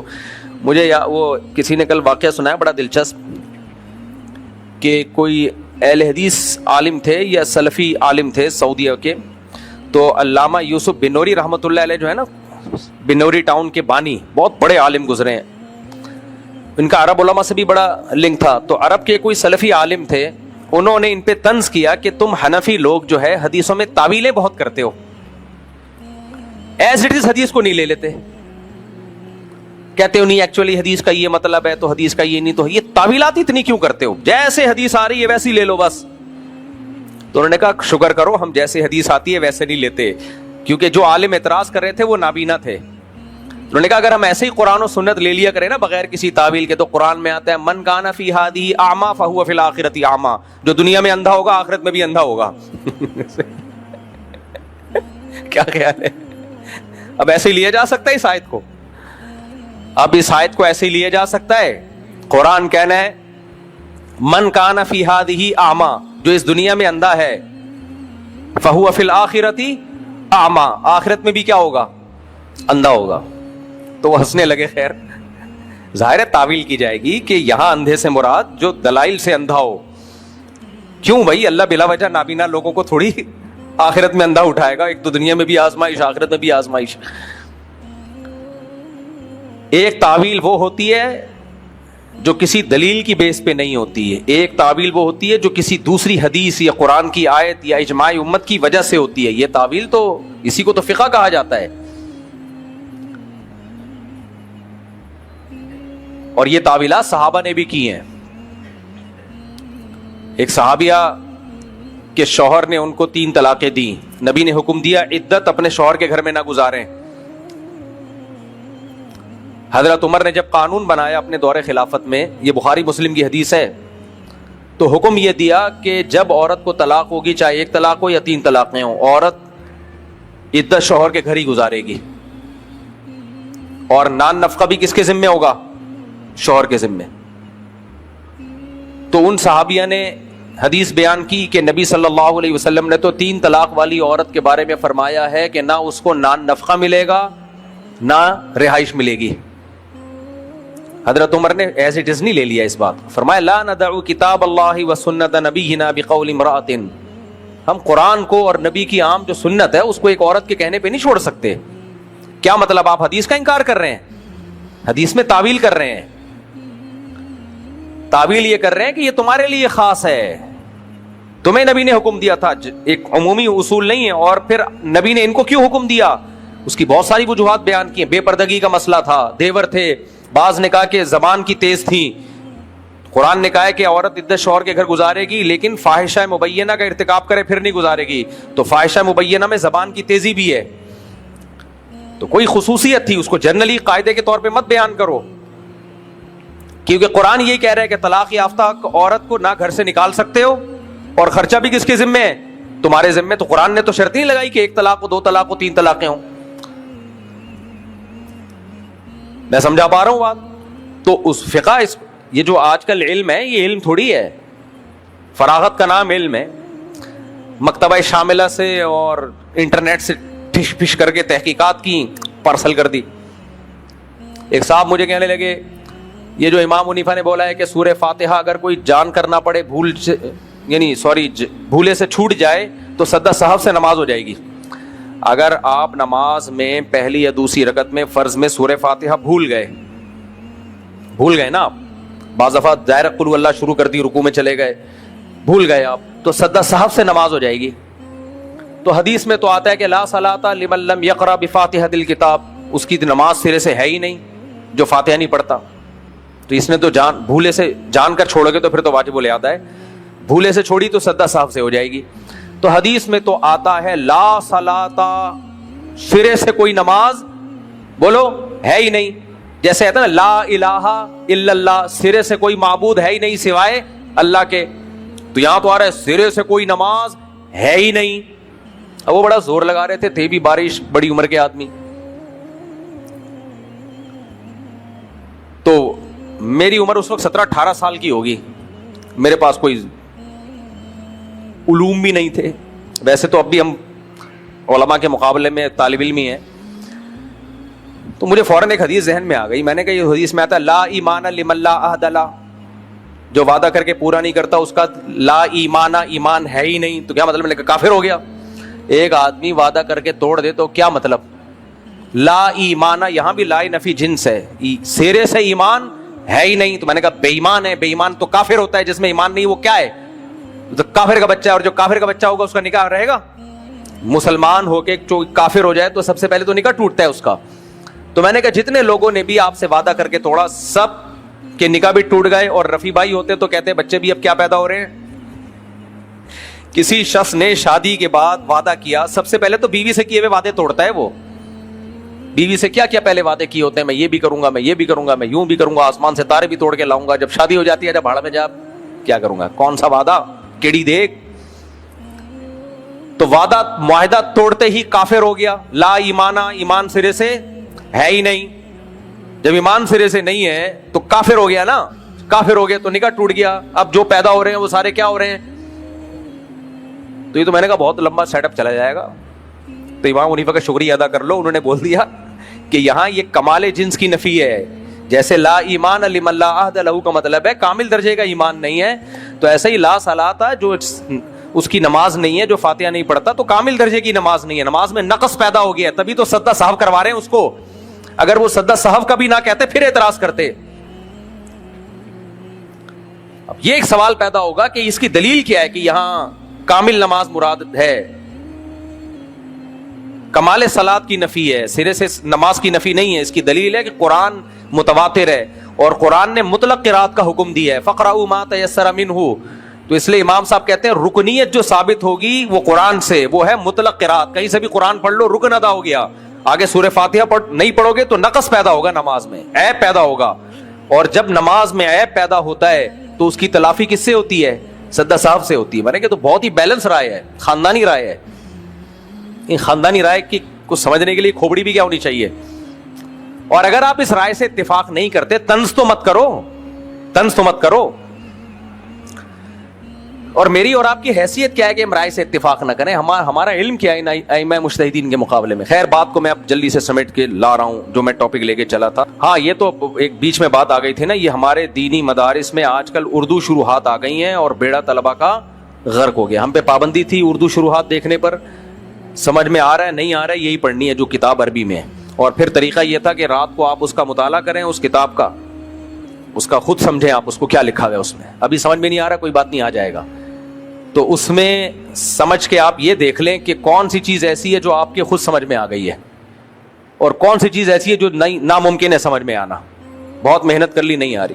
تو پھر صبح جب کلاس ہوتی تھی تو بجائے استاذ پڑھانے کے پھر ہم استاذ کو پڑھانا، دیکھنے میں ایسا ہی لگتا تھا جیسے طالب علم استاذ کو پڑھا رہا ہے. تو ہم پھر لیکچر پورا تیار کر کے ڈیلیور کرتے تھے. ٹیچر کا کام یہ ہوتا تھا کہ اگر کوئی غلطی ہو رہی ہے تو اس کی اصلاح کر دیں، اور جو بات ایسی ہے جو ان کو پتہ ہے ان کی سمجھ میں نہیں آ رہی وہ اس کو ایکسپلین کر دیں، بس ختم، چلو بھائی آگے چلو. یہ اس طرح سے چلتا ہے. یہی طریقہ نیچرل ہے علم حاصل کرنے کا. اور یہ جو آج کل طریقے مارکیٹ میں آئے ہوئے ہیں کہ استاذ بول رہا ہے اور آپ بیٹھ کے کاپیوں کی کاپیاں بھرے چلے جا رہے ہیں. بھائی کاپی پہ لکھنے کی کیا ضرورت ہے؟ کتاب میں لکھا ہوا ہے نا. یہ کتاب کیوں چھپی ہے؟ اس میں لکھا ہوا ہے کہ نہیں لکھا ہوا؟ وہ ایک بچہ گاؤں سے آیا، شہر میں مدرسے میں پڑھا، تو پڑھتا نہیں تھا، وہ لکھنے پہ فوکس کیا ہوا تھا. جو استاذ پڑھا رہے ہیں فی الحال لکھو اس کو، تاکہ علم کو کتاب میں، علم کے سمندر کو کتاب میں بند کیا جا سکے. تو صفحات کے صفحات کالے کر دیے اس نے، بوری میں ڈال کے لے گیا اپنے گاؤں. اب جو بھی کوئی پوچھنے کے لیے آتا کیا پڑھا، کہہ رہا سارا بوری میں ہے، جو میرا علم ہے کہاں ہے. ایک دن بکریاں آ کے بوری کھا گئی. پھر لوگ کوئی مسئلہ پوچھتے، یار یہ کوئی وراثت کا مسئلہ بتاؤ، کہتا ہے بکری کے پیٹ میں. تو علم کی صلاحیت بڑھانی چاہیے، استعداد. کتابیں دنیا میں بھری ہوئی ہیں، پڑھتے رہو. ڈاکٹروں میں بھی وہ ڈاکٹر کامیاب ہوتے ہیں جو ریسرچ میں گھسے رہتے ہیں، اپڈیٹ رکھتے ہیں اپنے آپ کو. حکیموں میں بھی وہ کامیاب ہوتے ہیں جو اپنے آپ کو اپڈیٹ رکھتے ہیں. تو اسی طرح علماء میں بھی وہی کامیاب ہوتے ہیں جو اپڈیٹ رکھتے ہیں اپنے آپ کو. تو یہ طریقہ ہے اصل میں علم حاصل کرنے کا. کچھ چیزیں رٹا لگانے کی ہوتی ہیں، وہ ٹھیک ہے، اس کے بعد سب کو رٹا وٹا نہیں ہے، بس کتاب سمجھنے کی صلاحیت ہونی چاہیے انسان میں. خیر، تو میں جو قرآن کی آیت کی مثال دے رہا تھا کہ نبی صلی اللہ علیہ وسلم پہ میں وہ بتا رہا تھا نا کہ جیسے ہمارے استاذ ایک دفعہ ہمیں بتاتے تھے تو ہمیں پتا دوبارہ ریپیٹ نہیں ہوگا، تو بس اس کو کیچ کرو، پکڑو اس کو. تو پکڑ لیتے تھے الحمدللہ. تو آپ سوچو ہم پہ اتنا بوجھ ہوتا تھا. سید الانبیاء صلی اللہ علیہ وسلم پہ جب وحی نازل ہوتی تھی تو آپ پہ کتنا بوجھ ہوتا ہوگا کہ جبریل اس آیت کو پڑھ رہے ہیں اور میں نے ایز اٹ از امت میں یہ اللہ کا پیغام پہنچانا ہے، اور اپنے الفاظ میں نہیں پہنچانا کہ مجھے یہ اجازت ہو اپنے الفاظ میں اللہ کا پیغام پہنچا دوں. الفاظ بھی وہی ہوں گے جو اوپر سے نازل ہوئے ہیں، اس میں ایک حرف بھی مجھے تبدیل کرنے کی اجازت نہیں ہے. مشرکین مکہ کہتے تھے نا آپ قرآن میں تھوڑی سی چینجنگ کر لیں، کچھ ہماری کچھ آپ کی مرضی کی، تو قرآن نے اس کو بھی نازل کیا، اس آیت کو بھی. قل ما یکون لی ان ابدلہ من تلقاء نفسی، اے نبی ان سے کہہ دیجئے میرے اندر یہ طاقت ہی نہیں ہے کہ میں اس میں اپنی طرف سے کوئی تبدیلی کر لوں، یہ اتھارٹی میرے پاس ہے ہی نہیں. انی اخاف ان عصیت ربی عذاب یوم عظیم، اگر میں نے اپنے رب کی نافرمانی کی اور اللہ کا پیغام پہنچانے میں کوئی کوتاہی کی، مجھے اللہ کے عذاب کا ڈر ہے. تو آپ پہ کتنا بوجھ ہوتا ہوگا. تو اب سورہ قیامہ نازل ہو رہی ہے، اس میں قیامت کی ہولناکیاں، لیکن اللہ نے ٹاپک بیچ میں چینج کر دیا. لا تحرک بہ لسانک، اے محمد صلی اللہ علیہ وسلم آپ اپنی زبان کو حرکت مت دیں. جبریل جب آیتیں لے کے آتے آپ اپنی زبان سے اس کو فوراً ریپیٹ کر رہے ہوتے تھے، فوراً کی کوئی لفظ نہ رہ جائے. تو آپ پہ اتنا بوجھ ہوتا تھا کہ قرآن نے سورہ طٰہٰ میں بھی تسلی دی اور سورہ قیامہ میں بھی. سورہ طٰہٰ میں فرمایا لا تعجل بالقرآن من قبل ان يقضى الیک وحیہ، اے نبی آیت کو کمپلیٹ ہونے سے پہلے آپ اپنی زبان سے اس کو ریپیٹ نہ کریں، نازل ہونے دیں. پورا ابھی نازل ہو رہا ہے اور نبی اپنی زبان سے اس کو ریپیٹ کر رہے ہیں کہ لفظ نہ رہ جائے. آپ یہ کام نہ کریں. اور سورہ قیامہ میں فرمایا لا تحرک بہ لسانک لتعجل بہ، جلدی جلدی زبان کو حرکت دے کے یاد کرنے کی کوشش نہ کریں. کیوں؟ ما انزلنا علیک القرآن لتشقى، ہم نے قرآن آپ پر اس لیے نازل نہیں کیا کہ آپ کو ہم مشکل میں ڈال دیں، آپ کو مشکل میں ڈال دیں، اس لیے تھوڑی نازل کیا ہے. تو اے اللہ پھر حفاظت کیسے ہوگی؟ اللہ نے سورہ قیامہ میں فرمایا لا تحرک بہ لسانک لتعجل بہ ان علینا جمعہ وقرآنا، ہمارے ذمے اس کا جمع کرنا بھی اور آپ کی زبان سے اس کا جاری کرنا بھی، یہ ہمارے ذمے، یہ آپ کے ذمے نہیں ہے. ثم ان علینا بیانا، پھر ہمارے ہی ذمے ہے اس کو آپ کی زبان سے ایکسپلین کروانا، بیان کروانا. بیان الگ چیز ہے، تلاوت الگ چیز ہے. یہاں منکرین حدیث پہ رد ہے. دیکھو قرآن کہہ رہا ہے کہ آپ ہمارے ذمے ہے اس قرآن کا جمع کرنا، یعنی مصحف میں یہ جمع ہو جائے گا. ان علینا جمعہ وقرآنا، پھر اس کا آپ کی زبان سے قراءت کروانا تاکہ آیتیں کوئی مس نہ ہو، کوئی زبر زیر کی غلطی نہ ہو. یہ بھی کس کی ذمے ہے؟ بول لو نا منہ سے، ہمارے ذمے ہے. ثم، اس کے بعد ایک اور کام ہے. یہ اللہ نے ایک اور کام پتہ ہے کیوں بتایا؟ اللہ کو پتا تھا 15ویں صدی میں کچھ ایسے اسکالرز پیدا ہوں گے جو کہیں گے ایکچولی ہم نے قرآن کو ہم نے خود سمجھنے کی کوشش کی ہے. بخاری اور مسلم یہ تو تاریخی کتابیں ہیں، ہے نا، وہ ایک بڑے مشہور اسکالر ہیں. یہ بخاری اور مسلم جو حدیث کی کتابیں تو ہسٹری کی کتابیں ہیں، تاریخی باتیں ہیں کہ نبی نے یہ فرمایا، نبی نے یہ فرمایا. اصل تو کیا ہے؟ قرآن ہے. تو ہم قرآن کو خود سمجھیں گے. تو اس لیے اللہ نے اگلی آیت بھی نازل کر دی ثم ان علینا بیانا. بیان ایکسپلین کو کہتے ہیں، ایکسپلینیشن، کھول دینا کسی چیز کو. ایک آدمی بات کرتا ہے پھر اس کا مطلب خود بیان کرتا ہے. تو بات اللہ کر رہے ہیں، مطلب کون بیان کرے گا؟ نبی. تو اللہ کہہ رہے ہیں اس کا مطلب بیان کروانا کہ اس آیت کا یہ مطلب نہیں، یہ مطلب ہے. کیونکہ اللہ کو پتا تھا ایسے لوگ آئیں گے جو یہود و نصارہ کی طرح آیتوں کو اپنے اصل ٹاپک سے ہٹائیں گے، خود ہٹائیں گے اصل ٹاپک پر، اور علماء پہ الزام یہ لگائیں گے یہود و نصارہ والا کام کر رہے ہیں، آیتوں کا مطلب خود گڑھ رہے ہیں، حالانکہ وہ خود نہیں گڑھ رہے ہوتے، ان کے پاس دلیل ہوتی ہے اس کی. تو ثم ان علینا بیانا، پھر اس کو ایکسپلین کرنا کس کی ذمہ داری ہے؟ اے نبی آپ کی زبان سے ایکسپلین کروانا بھی کس کی ذمہ داری ہے؟ ہماری. تو نبی نے جو ایکسپلین کیا وہ قرآن تھوڑی ہے، وہ تو قرآن کے علاوہ ہے. قرآن تو وہ ہے جو نبی کی زبان سے جاری ہوا جب وحی نازل ہوئی. اس کی جو ایکسپلینیشن ہے، اس کو جو کھول کے رکھا ہے، وہ تو حدیث ہے. نبی نے اپنے عمل سے بھی اور اپنے قول سے بھی. تو اگر یہ بخاری مسلم اور یہ حدیث کی کتابیں صرف تاریخی کتابیں ہیں، تو قرآن کو جو نبی کی زبان سے ایکسپلین کروایا گیا ہے وہ کہاں گیا بھائی؟ پھر ایک منکر حدیث تھا، اس سے میری بحث چل رہی تھی. میں نے اس کو بولا، میں نے کہا بھائی، کہہ رہے ہیں بخاری میں یہ ہے تو مسلم میں یہ غلط کتاب ہے. میں نے کہا مان لیا تھوڑی دیر کے لیے غلط ہے، تو قرآن کو تو مانتے ہو نا؟ کہتے ہیں قرآن ہی کو تو مانتے ہیں ہم، تبھی تو کہہ رہے ہیں حدیثیں چھوڑ دو. تو میں نے کہا اچھا مجھے یہ بتا بھائی، تو قرآن تو کہہ رہا ہے کہ نبی بیان کریں گے، تو وہ کہاں گیا پھر؟ کوئی کیسٹ کی شکل میں ہو، یہ والی غلط ہو گئی تو صحیح والی لیا بھائی. تو پھینکنے پر گورنمنٹ کی طرف سے کوئی پابندی ہے؟ پھینکتے رہو بیٹھ کے. قرآن مکمل نہیں ہوتا جب تک حدیث کو ایڈ نہ کیا جائے. اور یاد رکھو حدیث کے ساتھ جب تک فقہ کو ایڈ نہ کیا جائے حدیث مکمل نہیں ہوتی. یہ بھی حدیث سے ثابت ہے. نبی صلی اللہ علیہ وسلم نے فرمایا بلغوا عنی ولو آیا، مجھ سے ایک جملہ بھی سنتے ہو آگے پہنچا دو، کوئی حدیث سنتے ہو آگے پہنچا دو. کیوں؟ رب حامل فقہ غیر فقیہ، بہت سے لوگ علم کی بات جانتے ہیں سمجھتے نہیں ہیں. رب مبلغ اوعى من سامع، ایسا ممکن ہے تم جس کو حدیث پہنچاؤ وہ اس کا مطلب تم سے زیادہ اچھا سمجھتا ہو. تو نبی نے امت کو دو حصوں میں ڈیوائیڈ دیا. دو حصوں میں نبی نے امت کو ڈیوائیڈ کیا. ایک وہ جو حدیث جانتے ہیں، دوسرا وہ جو سمجھتے ہیں. تو سمجھنے والوں کو کیا کہا جاتا ہے؟ فقہا. اور یہ کہہ رہے ہیں حدیث جیسے ہی آ جائے لے لو، ایسا تھوڑی ہے میرے بھائی. مسائل کے باب میں جو حدیثیں ہیں وہ فقیہ سے پوچھا جائے گا اس حدیث کا مطلب کیا ہے، وہ عوام پہ نہیں چھوڑا جائے گا کیا آپ بتاؤ جی. تبھی تو فقہ ہے، کتابیں ہیں. صحابہ میں بھی چند مخصوص صحابہ تھے جو فتویٰ دیا کرتے تھے، مخصوص صحابہ. انگلیوں پہ ان کے نام گنے جا سکتے ہیں. اور آج پتھر اٹھاؤ مفتی نکلے گا. ہر شخص مفتی بنا ہوا ہے, ہر شاخ پہ الو بیٹھا ہے. انجام گلستان کیا ہوگا؟ تو ہم جو بیان لے کے چلے تھے اب اس کو سچی مچی میں ختم کر رہا ہوں میں, اور سچی مچی میں وہیں سے آ رہا ہوں, لیکن میں بھول گیا ہوں میں چلا کہاں سے تھا. نہیں یہ تو ٹاپک ہی, میں تو دل کی اصلاح کی بات شروع کی تھی میں نے. ہاں میں نے بات یہ شروع کی تھی کہ نبی صلی اللہ علیہ وسلم نے ارشاد فرمایا کہ ایک چھوٹا سا سینے میں ٹکڑا ہے جس کو دل کہا جاتا ہے, جب یہ ٹھیک ہوتا ہے تو پورا جسم ٹھیک, اور جب یہ خراب ہوتا ہے تو پورا جسم خراب.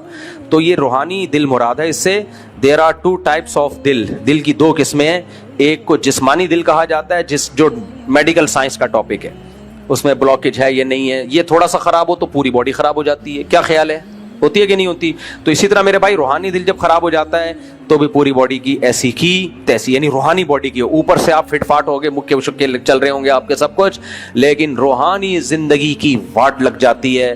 اور سکون اور اطمینان کا جسمانی زندگی سے اتنا گہرا تعلق نہیں ہے, روحانی زندگی سے اس کا تعلق بہت گہرا ہے.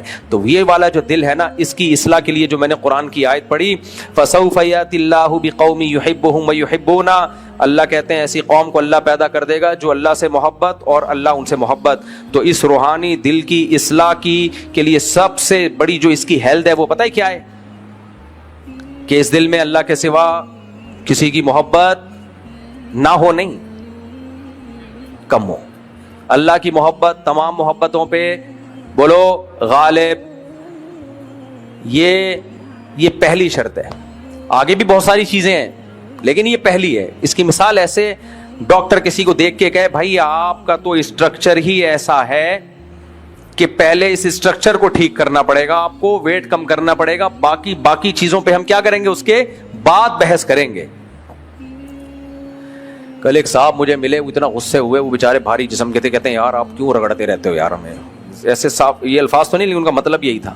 میں نے کہا میں نے آپ کو تو مستثنا کیا ہوا ہے, میں نے تو ان لوگوں کو بولا ہے کہ جو قدرتی طور پہ بھاری نہیں ہے, بد پرہیزیاں کر کے بھاری ہوئے ہیں. آپ تو نیچرلی ایسے ہو, حالانکہ وہ نیچرلی ایسے تھے نہیں نا بھائی. کچھ لوگ قدرتی طور پہ ہوتے ہیں بھاری جسم کے, وہ چاہے کتنا بھی پرہیز کریں. میرے اساتذہ میں مشائخ میں ہیں ایسے لوگ, بزرگوں میں نے دیکھے 24 گھنٹے میں ایک ٹائم کھاتے ہیں, جسم بہت بھاری ہے, وہ قدرتی طور پر ہے. یہ تو اللہ کی طرف سے ہے. کوئی موٹا ہوگا کوئی دبلا ہوگا, یہ تو اللہ نے بنایا نا. سارے سلم اسمارٹ ہوتے تو دنیا کا نظام بھی, کوئی کالا ہوگا کوئی سفید ہوگا, کوئی بیمار ہوگا کوئی صحت مند ہوگا, یہ تو اللہ کا نظام ہے. اور کچھ پھوڑتے رہتے ہیں صبح شام, پھر بھی باریک کے باریک رہتے ہیں. تو یہ تو اللہ کا بنایا ہوا نظام ہے بھائی.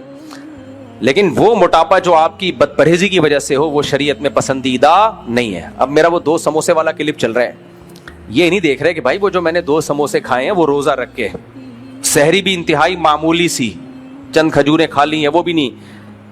تو اگر رمضان میں آپ کی یہ مسلسل روٹین ہو, اس کے بعد آپ افطاری میں صرف 2 سموسے ہی پھوڑ رہے ہوں, پھر سموسا اتنا برا نہیں ہے. اور وہ بھی لہسن کی چٹنی کے ساتھ جو ویسے کولیسٹرول کو کاٹتی ہے, اور اس کے ساتھ بھی لیمن واٹر, چینی کا کوئی استعمال نہیں. یہ والا اس شرط کے ساتھ 2 وہ بھی نہ کھاؤ تو اچھا ہے, لیکن وہ سارا ہٹا کے 2 سموسے چلا دیا. اب لوگ سموسے کھا کے سموسے بنتے چلے جا رہے ہیں. سمجھ آ رہی ہے بات؟ تو اس لیے یہ جو کھانا پینا ہے نا, کھانا پینا یہ میرا ٹاپک نہیں ہے, یہ ڈاکٹروں کا ٹاپک ہے. پھر بھی میں اس لیے اس پہ بولتا ہوں کہ ہے یہ میڈیکل سائنس کا ٹاپک, لیکن شریعت نے اس کو ہائی لائٹ بہت زیادہ کیا ہے. دیکھو اسلام کا ایک رکن ہے روزہ, رکن ہے. اسلام کے 5 ارکان ہیں, توحید, نماز, زکوٰۃ, روزہ, حج, پورا ایک رکن ہے. ان ارکان میں کھانا پینا کوئی رکن ہے بھائی؟ اسلام کا ایک رکن ہے دیگ, چھٹا رکن حلیم, بریانی ہے. نماز, اس کا کوئی کھانے سے تعلق ہے؟ نماز سے پہلے کتنی پلیٹیں کھانا ضروری ہیں؟ وضو ہے, کیا خیال ہے؟ غسل ہے, وضو ہے, کھانا ہے کہ جو بھی نماز کے لیے آئے 2 گلاس شربت کے پی کے آئے, 1 بریانی کھا کے مسجد میں داخل ہو, ورنہ الاؤ نہیں ہے. نہ نماز سے پہلے کیا کام ہے؟ طہارت, وضو ہے, غسل ہے, وغیرہ وغیرہ. نماز کے بعد حکم کیا ہے؟ زکوٰۃ. زکوٰۃ کے بارے میں ہے کہ پہلے زکوٰۃ سے پہلے 1 دیگ کھاؤ, اور زکوٰۃ ادا کرنے کے بعد خوشی میں 4 دیگیں. کہیں بھی نہیں ہے. اس میں بھی ہے پیسے دو. تیسرا رکن کیا ہے اسلام میں؟ روزہ. وہ تو ہے ہی اس کا نام کہ کھانا پینا چھوڑ دو. کھانا پینا کیا کرو؟ اچھا یہ یاد رکھو افطاری میں جلدی کرنا سنت ہے, زیادہ کرنا سنت نہیں ہے. یہ لوگ اگر زیادہ افطاری کرنا سنت ہوتا تو افطاری کے ٹائم پہ شریعت نے مغرب کی نماز نہ رکھی ہوتی, بلکہ اسلام کہتا آج مغرب کو عشاء کے ساتھ لے جا کے جمع کر دو. آج مغرب کو کب پڑھو, ڈیلے کرو, آج بھوکے ہو, صبح سے کچھ کھایا نہیں ہے, کھاؤ. وہاں بھی اسلام نے بولا کہ کھا کے دھونے والے کھا, چل بھائی جلدی سے جا کے کیا کر, نماز پڑھ جا کے. نہیں 15 منٹ تو دور سے لوگوں کو آنے کے لیے ہوتے ہیں نا. خیر اتنا بھی نہیں نا کہ ایک کھجور کھا کے وہ بھاگا جا رہا ہے بیچارہ, اتنا بھی. تو پھر بھی 10 منٹ ہوتے ہیں اصل میں. 15 منٹ کا مطلب پہنچتے پہنچتے تو 10 منٹ میں کتنا کھا لے گا, نکالنے کا بھی تو ٹائم ہوتا ہے نا اس میں. دوسرا جو امام لوگ ٹائم دیتے ہیں نا وہ پبلک کو دیکھ کے دے رہے ہوتے ہیں نا. یہ کون سا سنت کے مطابق ایک کھجور کھا کے اگر جلدی نماز ہو تو یہ نماز چھوڑ دے گا, نماز چھوڑ دیں گے لوگ. خیر تو یہاں بھی یہ 5واں رکن کیا ہے؟ چوتھا رکن ہے حج. توحید کے بعد 5واں رکن ہے حج. اس میں بھی کیا ہے؟ کھانا پینا ہی نہیں ہے. مشقت سارے احکامات ویٹ لاس کرنے والے ہیں. لیکن آج مسلمانوں کا ویٹ آپ دیکھو, جتنا نیک ہوگا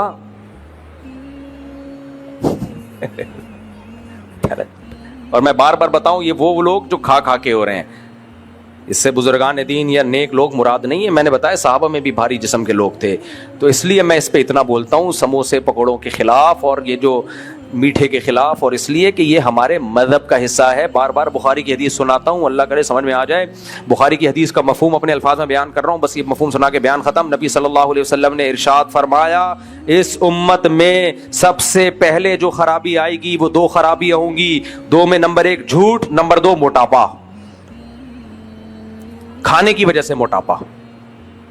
تو اس لیے ہم کھاتے ہم بھی ہیں لیکن ثواب سمجھ کے نہیں کھاتے. جس دن بھی زیادہ کھا رہا ہو تو بس احساس ہوتا ہے کہ توبہ کر لے, مرنے سے پہلے کیا کر لے. کھاتے ہم بھی ہیں, ہم کو بہت نیک نہیں ہے.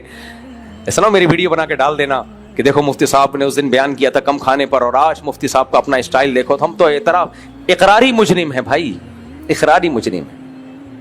ہم اس جرم کا اعتراف کرتے ہیں. تو میں ایک دفعہ یہاں بریانی کے بارے میں بولا تھا, اتنے چاول, اتنا آئل, اعتکاف والے بیٹھے ہوئے تھے. میں نے کہا چاول چھوڑ دو, لو کارب ڈائٹ کھایا کرو وغیرہ وغیرہ. اچانک دیگ آئی ہے, ڈھکن کھلا ہے. بریانی کے دیگ کا جب ڈھکن کھلتا ہے نا, اوہ اس ڈھکن کا بڑا مزہ ہے یار. وہ تو بھبو کے آئے ہیں خوشبو کے. ایک تو بریانی کا بھی بڑا غرق ہو گیا ہے آج کل. دیگ کی بریانی بھی اب دیگ کی, لیکن وہ واقعی بریانی تھی. تو پھر ہم نے کہا بسم اللہ الرحمن الرحیم. انہوں نے کہا بھی تو آپ کیا فرما رہے تھے؟ میں نے کہا اس کے بعد دوبارہ فرمانا شروع کر دیں گے, اس میں کیا جا رہا ہے. لیکن میں نے بھی وہ پھوڑی ہے سب کے ساتھ, مگر اس کے فضائل بولو نہیں سنائے. کہ پھوڑنا پھاڑنا نہیں ہے بھائی, وہ ہماری عادت ہے, وہ اسلام نہیں ہے. اسلام روزوں کا اور فاقوں کا نام ہے. سمجھ میں آ رہی ہے بات؟ روزے رکھنا شروع کرو, عادت ڈالو روزے کی, بھوکا رہنا شروع کرو, سنت ہے. اور یاد رکھو اس سے اگر کوئی ڈاکٹر کہتا ہے اتنے ٹائم کھانا ضروری ہے, وہ ڈاکٹر کو برا بلا مت کہو, بولو اس بیچارے کی تحقیق اپنی ہوگی. اسلام کے مقابلے میں کوئی تحقیق نہیں ہے. اگر اسلام نے روزوں کا حکم دیا ہے مان لو, اس میں آپ کی صحت ہے. اللہ عمل کی توفیق عطا فرمائے. وما علینا الا البلاغ. چلو بھائی, مہر کی رقم ہے جی 1 لاکھ روپے. دلہن کا نام ہے فاریعہ خان بنت شکیل احمد خان. دلہن کے وکیل کون ہیں؟ اور دولہا محمد سعد خان بل سعید خان.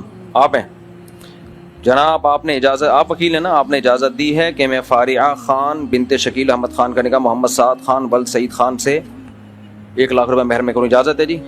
الحمدللہ نحمده ونستعینه ونستغفره ونؤمن به ونتوکل علیہ ونعوذ باللہ من شرور انفسنا ومن سیئات اعمالنا من يهده الله فلا مضل له ومن يضلله فلا هادي له ونشهد ان لا اله الا الله وحده لا شريك له ونشهد أن سيدنا وحبيبنا وشفيعنا وسندنا محمدا عبده ورسوله صلى الله تعالى عليه وعلى آله وأصحابه وبارك وسلم تسليما كثيرا كثيرا.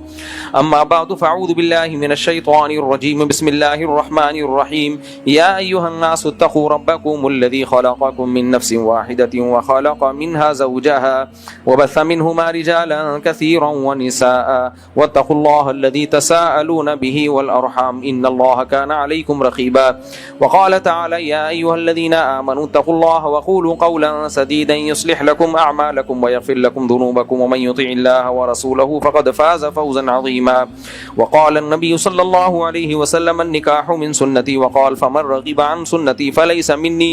وقال النبي صلى الله عليه وسلم تزوجوا الودود الولود فإني مباهي بكم الأمم. وقال النبي صلی اللہ علیہ وسلم تزوجوا ولا تكونوا كرهبان النصارى. جناب محمد سعد خان ول سعید خان، میں نے 1 لاکھ روپے مہر میں آپ کا نکاح فارعہ خان بنت شکیل احمد خان سے کیا. آپ نے اس نکاح کو قبول کیا؟ جزاک اللہ. دعا کریں اللہ برکت دے. الحمدللہ رب العالمین والعاقبۃ للمتقین والصلاة والسلام علی رسولہ الکریم وعلی آلہ وصحبہ اجمعین. اے اللہ اس نکاح کو اپنے دربار میں قبول فرما. اس نکاح کی برکتیں زوجین کو تادم حیات نصیب فرما. آپس کے اختلاف و انتشار سے، لڑائی جھگڑوں سے، ہر قسم کے شر فساد سے اللہ ان دونوں کی ہمیشہ کے لیے حفاظت فرما. اے اللہ اس نکاح کو دونوں کے خاندانوں میں جوڑ کا، محبتوں کا ذریعہ بنا. دونوں کے خاندانوں میں خیر اور برکتوں کا ذریعہ بنا. جس کی جو جائز مراد ہو اللہ اس کی مراد کو پورا فرما. ربنا آتنا فی الدنیا حسنۃ وفی الآخرۃ حسنۃ وقنا عذاب النار. صلی اللہ تعالیٰ علی خیر خلقہ محمد وعلی آلہ وصحبہ اجمعین. اللہ تعالیٰ بہت مبارک کرے میرے بھائی. میں یونیورسٹی کا طالب علم ہوں. میری ایک جگہ بات چل رہی ہے رشتے کی. میں اس کو اسکول سے پسند کرتا ہوں. میں نے اپنے آپ کے والدین نے اسکول بھیجا اس لیے تھا آپ کو. میں نے فوراً اپنے والدین کو بتا دیا تھا اپنی پسند کا 3 سال پہلے. اب 3 سال سے بات چل رہی ہے. میں نے کہا کہ کہتا ہوں تو ہمارے والدین کہتے ہیں پڑھائی کے بعد جب اچھی جاب لگ جائے. میں پڑھائی کے ساتھ پارٹ ٹائم جاب بھی کرتا ہوں. میرا سوال یہ تھا کہ میں چھپ کر نکاح کر سکتا ہوں اور جب سب ہو جائے تو پھر دوبارہ سے نکاح کر سکتا ہوں؟ اور اگر لڑکا لڑکی سے بولے نکاح قبول کرے اور اس نے ہاں کر دیا، قبول ہے بول دیا، تو ایسے میں نکاح ہو جائے گا وٹنس وداؤٹ؟ کیا ایک ہی محفل میں ہونا ضروری ہے؟ یہ جو چھپ کے نکاح ہے نا لڑکی کے لیے ٹھیک نہیں ہے. آپ جب جاب کر رہے ہیں، آپ کما رہے ہو، اگر آپ سمجھتے ہو کہ اس میں ایک بیوی کو کھلا سکتے ہو تو شادی تو آپ کے لیے جائز ہے. ماں باپ سے اس میں اجازت لازمی نہیں ہے. اپنے خرچے پہ کر رہے ہو، الگ گھر لے کے دے رہے ہو تو پھر اجازت ضروری نہیں ہے. ماں باپ کو روکنے کا رائٹ ہی نہیں ہے. لیکن مسئلہ یہ ہے کہ لڑکی کے لیے چھپ کے نکاح کرنے میں بہت زیادہ نقصانات ہیں. جتنے کیسز میرے پاس آئے ہیں 99% میں لڑکی سے چھپ کے نکاح کیا جاتا ہے، اس کو استعمال کیا جاتا ہے، اس کے بعد دل بھر جاتا ہے اس سے، پھر وہ بور لگنے لگتی ہے، پھر ٹوپی ڈرامے شروع کر دیتا ہے. لڑکیوں کی زندگی کا بیڑا غرق ہو جاتا ہے. تو آپ چھپن چھپائی نہ کھیلو. آپ جس لڑکی کے والدین راضی ہوں وہاں شادی کر لو. پھر سارے 10 انگلیاں گھی میں کسی کی نہیں ہوتی. سمجھ آ رہی بات؟ کہ شادی بھی ہو جائے اور جہاں چاہ رہے وہاں بھی ہو جائے تو کوئی بات نہیں. فی الحال آپ کے پاس گنجائش ہے، جو راضی ہوں ان سے کر لو شادی. لیکن لڑکی کے ماں باپ کا، خاص طور پہ باپ کا راضی ہونا یہ بہت ضروری ہے. اس کے باپ کی مرضی کے بغیر نہیں کی جائے گی شادی لڑکی سے. اس کے سائیڈ ایفیکٹ بہت زیادہ ہیں. ہاں لڑکی عمر زیادہ ہو، طلاق یافتہ ہو، بیوہ ہو، اپنا خود اچھے برے کا فیصلہ کر سکتی ہو، وہ ایک الگ بات ہے. میں بات کر رہا ہوں کم عمر لڑکیوں کی. یار میں نے بہت سارے سوالات تھے، بڑے خاندانی تھے، میں نے پڑھے تو اتنے خاندانی سوال تھے، میں نے کہا ان کے تو جواب آنے چاہیے. مفتی صاحب سوال آہستہ پڑھیے گا. آہستہ لکھا ہوا بھی اتنا آہستہ ہے، اتنا ہلکا ہلکا لکھا ہوا ہے، پتہ ہی نہیں چل رہا کیا لکھا ہوا ہے. گلاس دفتر سے لے کر آؤ. پھر بھی پڑھ لیتا ہوں آہستہ پڑھیں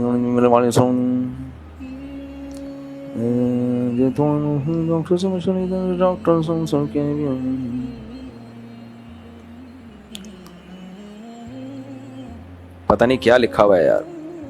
یہ چشمے سے بھی سمجھ میں نہیں آئے گا. پینسل سے لکھا ہوا ہے اور بہت ہلکا ہلکا. 15 साल शादी को हो गए, औलाद नहीं है, दुआ फरमाए, दिल से दुआ है जी अल्लाह नेक सा। अबे ये कौन सा किसका उठा के ले आया चश्मा? चलो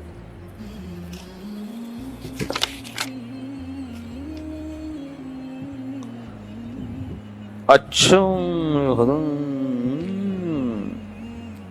कर लें, ऑपरेशन कर लें। सवाल की इजाजत नहीं दी इन्होंने ना पढ़ने की, ऑपरेशन कर लें। ये पढ़ नहीं लेना, किसी का सीक्रेट है, फाड़ दिया मैंने इसी वजह से। ऐसा ना एल्फी लगा के टेप से जोड़ रहा हूँ बाद में जाके क्या नाम वैसे भी नहीं है, पता नहीं चलेगा।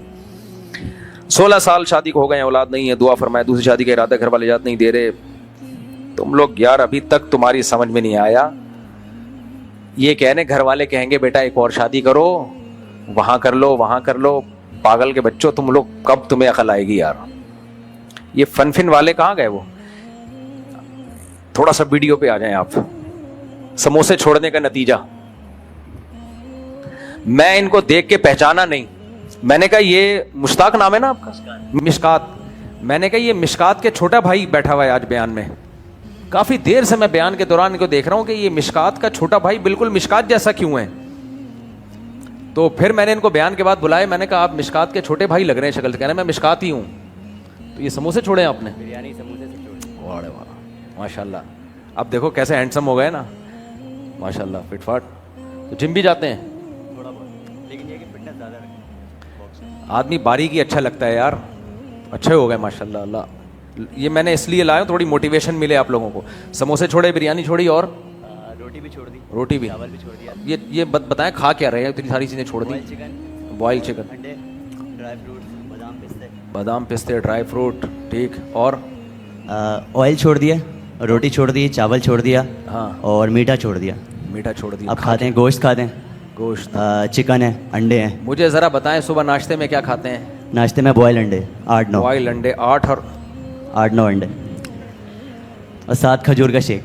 खजूर का शेक, और बकरियाँ 8-9 रखी हुई हैं घर अंडे। में, बकरी का दूध निकालता हूँ, हाँ, उसी से शेक बनाता हूँ, वही पीता हूँ। क्या बात है, खानदानी काम। मुझे आप अपने घर पे जरा ले जाइए बकरी का, मैं भी व्लॉग बनाऊंगा आपकी, ताकि इंशाल्लाह, लोगों को थोड़ा सा मोटिवेशन मिले ना। बकरियां पाली हुई हैं, फ्रेश मिल्क पीते हैं बकरियों का। फ्रेश मिल्क पीते हैं, और मोटिवेशन आप ही थे।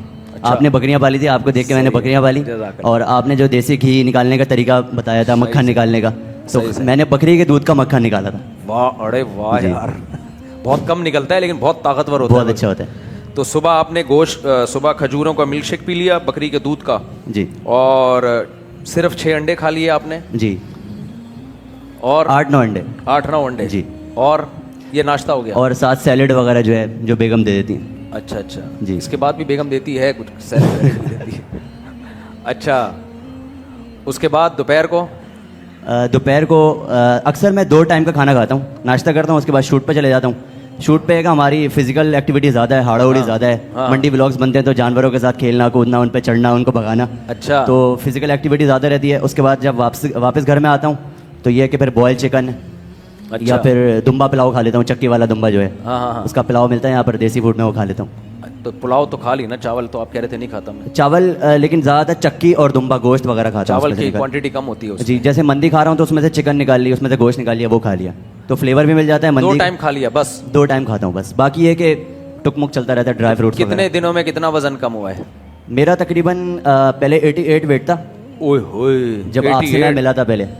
फिर उसके बाद जो है तकरीबन 1.5 से 2 साल में अभी मेरा 66 है। यानी कितना कम हो गया? तकरीबन 22 किलो। यानी इसका मतलब पहले आप मिशकात के अलावा भी थे? जी, पहले 2 मिशकात से वेग हो गया। फिर सिर्फ मिशकात नहीं थे आप, मिशकात के अलावा भी आप में चीज़ें थी जी, वो निकल गई हैं सारी चीज़ें। बहुत सारी तो निकल कोई गई। कमज़ोरी तो महसूस नहीं हो रही? नहीं, कमज़ोरी नहीं, बल्कि ज़्यादा फिट हो गया, क्योंकि पहले मेरा बिनोरिया मीडिया में काम करता था मैं। हाँ। तो 3 साल सिर्फ बैठने का काम था, 8-9 घंटे सिर्फ बैठा हुआ हूँ, एडिट कर रहा हूँ। तो अब मैं थोड़ा फिजिकल एक्टिविटी में आ गया, जब व्लॉग वगैरह मैंने स्टार्ट किया, तो ये कि अब मैं ज़्यादा फिट फील करता हूँ। तो जिम और भी जाते हैं? जिम हल्का बुल्का, जैसे हफ्ते में 3-4 दिन फिजिकल एक्टिविटी के लिए चला गया बस। बहरहाल आपको मैं देख के वल्लाह मैं नहीं पहचाना। मैंने कहा शायद ये, मैं मजाक नहीं कर रहा, मैंने कहा मिशकात के छोटे भाई आए हुए हैं शायद ये। माशाल्लाह, ज़बरदस्त। आपने जज़ाकल्लाह। हिम्मत चाहिए इसके लिए।